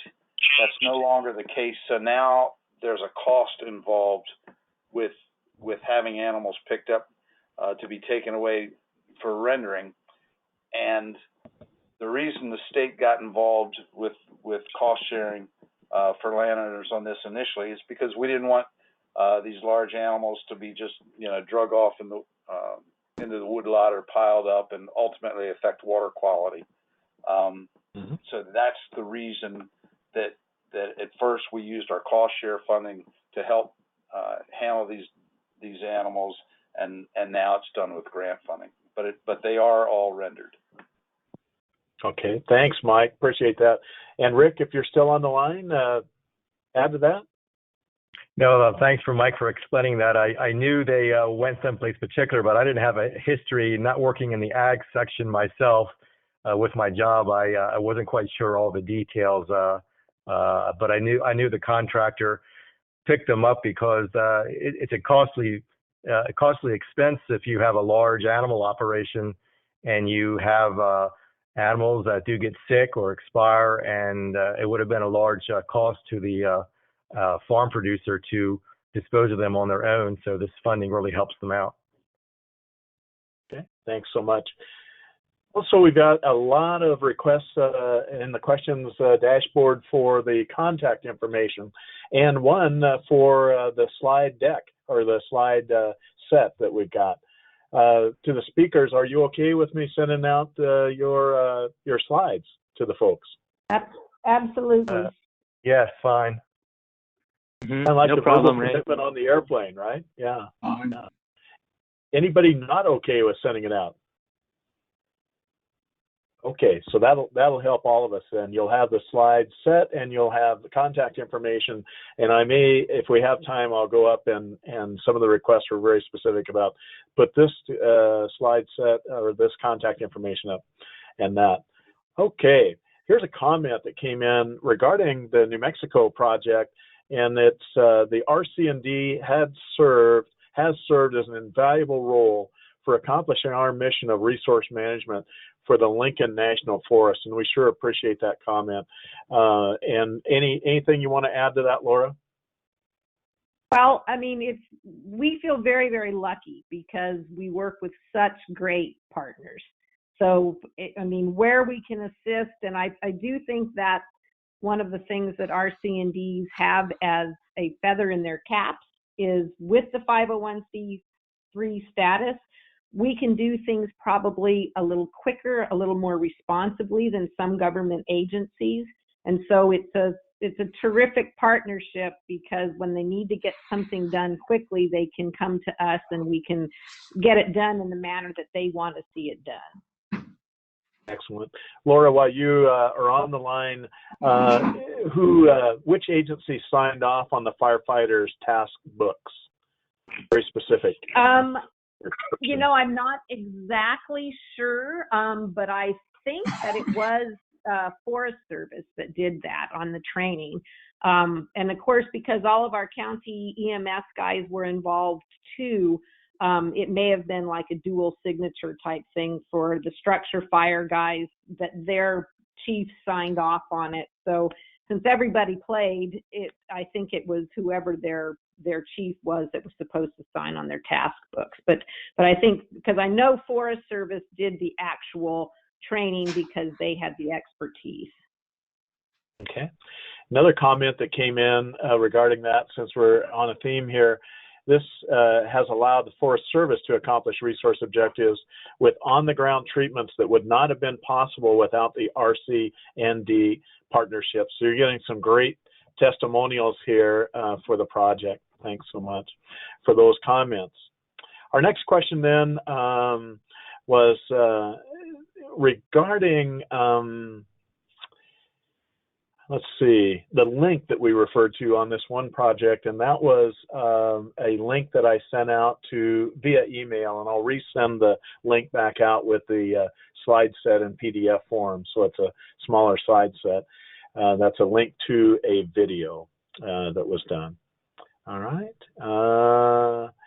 Got a couple more comments in about excellent workshop and excellent webinar. My opportunity to come back to each of you, and I'm going to start with Rick. Rick, this is the time when you forgot to say something or wanted to say one more thing. Rick, please. I just want to thank everyone for the opportunity to be on the webinar today, and I don't have anything else to add to what I said earlier. Okay, thanks so much. And give that same opportunity to Laura. Laura, things that you wanted to say to the group that haven't been said yet. I always really appreciate the fact that my board kind of allows us the freedom to discover projects and see how they fit within our mission. And so I would certainly recommend to all the agencies, the folks listening, if they have something that they're wanting to get done, to approach their RC&D councils, because they've got the flexibility to be able to help, and we may be able to get it done. Very, very good. Appreciate that. Brian, a word that you may have forgotten or something you want to say to the group? No, thanks. But just reiterate, I'm grateful to be included in this, and appreciate everybody else teaching me a few new tricks this morning. Thanks. That's really a great theme for our webinar today, wasn't it? Learning together and being able to share those. In fact, a lot of the requests that I'm seeing on the questions box here is please send the contact information for the 6 of you, and so that you can keep up the communication. We've got a note here before Mike goes into closing comments. The cooperator agreement templates would be so helpful to our RC&D Council to getting our message out there and bringing partners. So we hope to get those cooperative agreements sent to myself or Mike Brown, and we'd be happy to get those out to you. Mike Brown, for our closing comments, please. Thanks, Ray. And before I give my closing comments, I just wanted to let you know that I am in contact with William Hodge, the president of the National Association of RC&D Councils, and he had some technical difficulties getting on today. We think it may be a firewall there at the university where he's operating out of. So sorry you couldn't hear from him directly, but I asked him if he had anything that he would like me to pass on, and he had a couple of comments. First, he appreciates the partnership with all the partners, but especially with NASCA. That's a good day to say something like that. Way to go, William. And he wanted folks to know that the National Association of RC&D Councils is reinventing the organization. They're reorganizing such that they'll provide greater services to their members. They feel like they're on the cusp of an RC&D renaissance, and from what we heard today and some of the presentations, I think perhaps he may be exactly right. Their board has taken action to reinvent their national organization, and he invites everyone to join them at their national conference, September 22nd through the 25th in Minneapolis. And William, I hope I captured your comments adequately there. Ray, before we close, I want to thank all of our speakers. Fantastic jobs. I said at the beginning of this webinar that I felt like RC&D councils were not dead. They were still doing great work across the country, and wow, did you guys prove it. Some great work going on. I was really impressed. We will archive this webinar on the NASCA website. And Ray, I don't know if you have a slide for that or not, but it's www.nascanet.org. Give us about a week to get all the information and the recordings and get this thing up, but it will be available to you. So any information that you may have missed writing down or capturing today, give us a week and it'll be available on our website. Last thing I want to do is thank our host, Ray Ledgerwood, who always does a great job for us. You know, we think it's a big deal to put these webinars on. We think it helps not only our members, but our partners. And we're very happy to do that. And, you know, I used to sit on an RC&D council myself years ago, and I have to tell you, I thought I knew what it was all about, but I learned a lot today. Learned some new tips and tricks on how RC&Ds can be successful and how they better coordinate with the other partners in the partnership. So thanks, folks.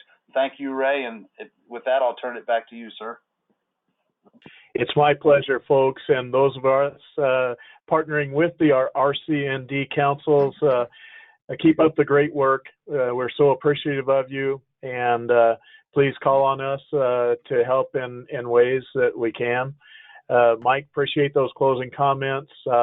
And we'll just close right now at about 9:04, very close to our cutoff time. So go forth, have a great day, and working in conservation and economic development. Good day. All right, thank you. Okay.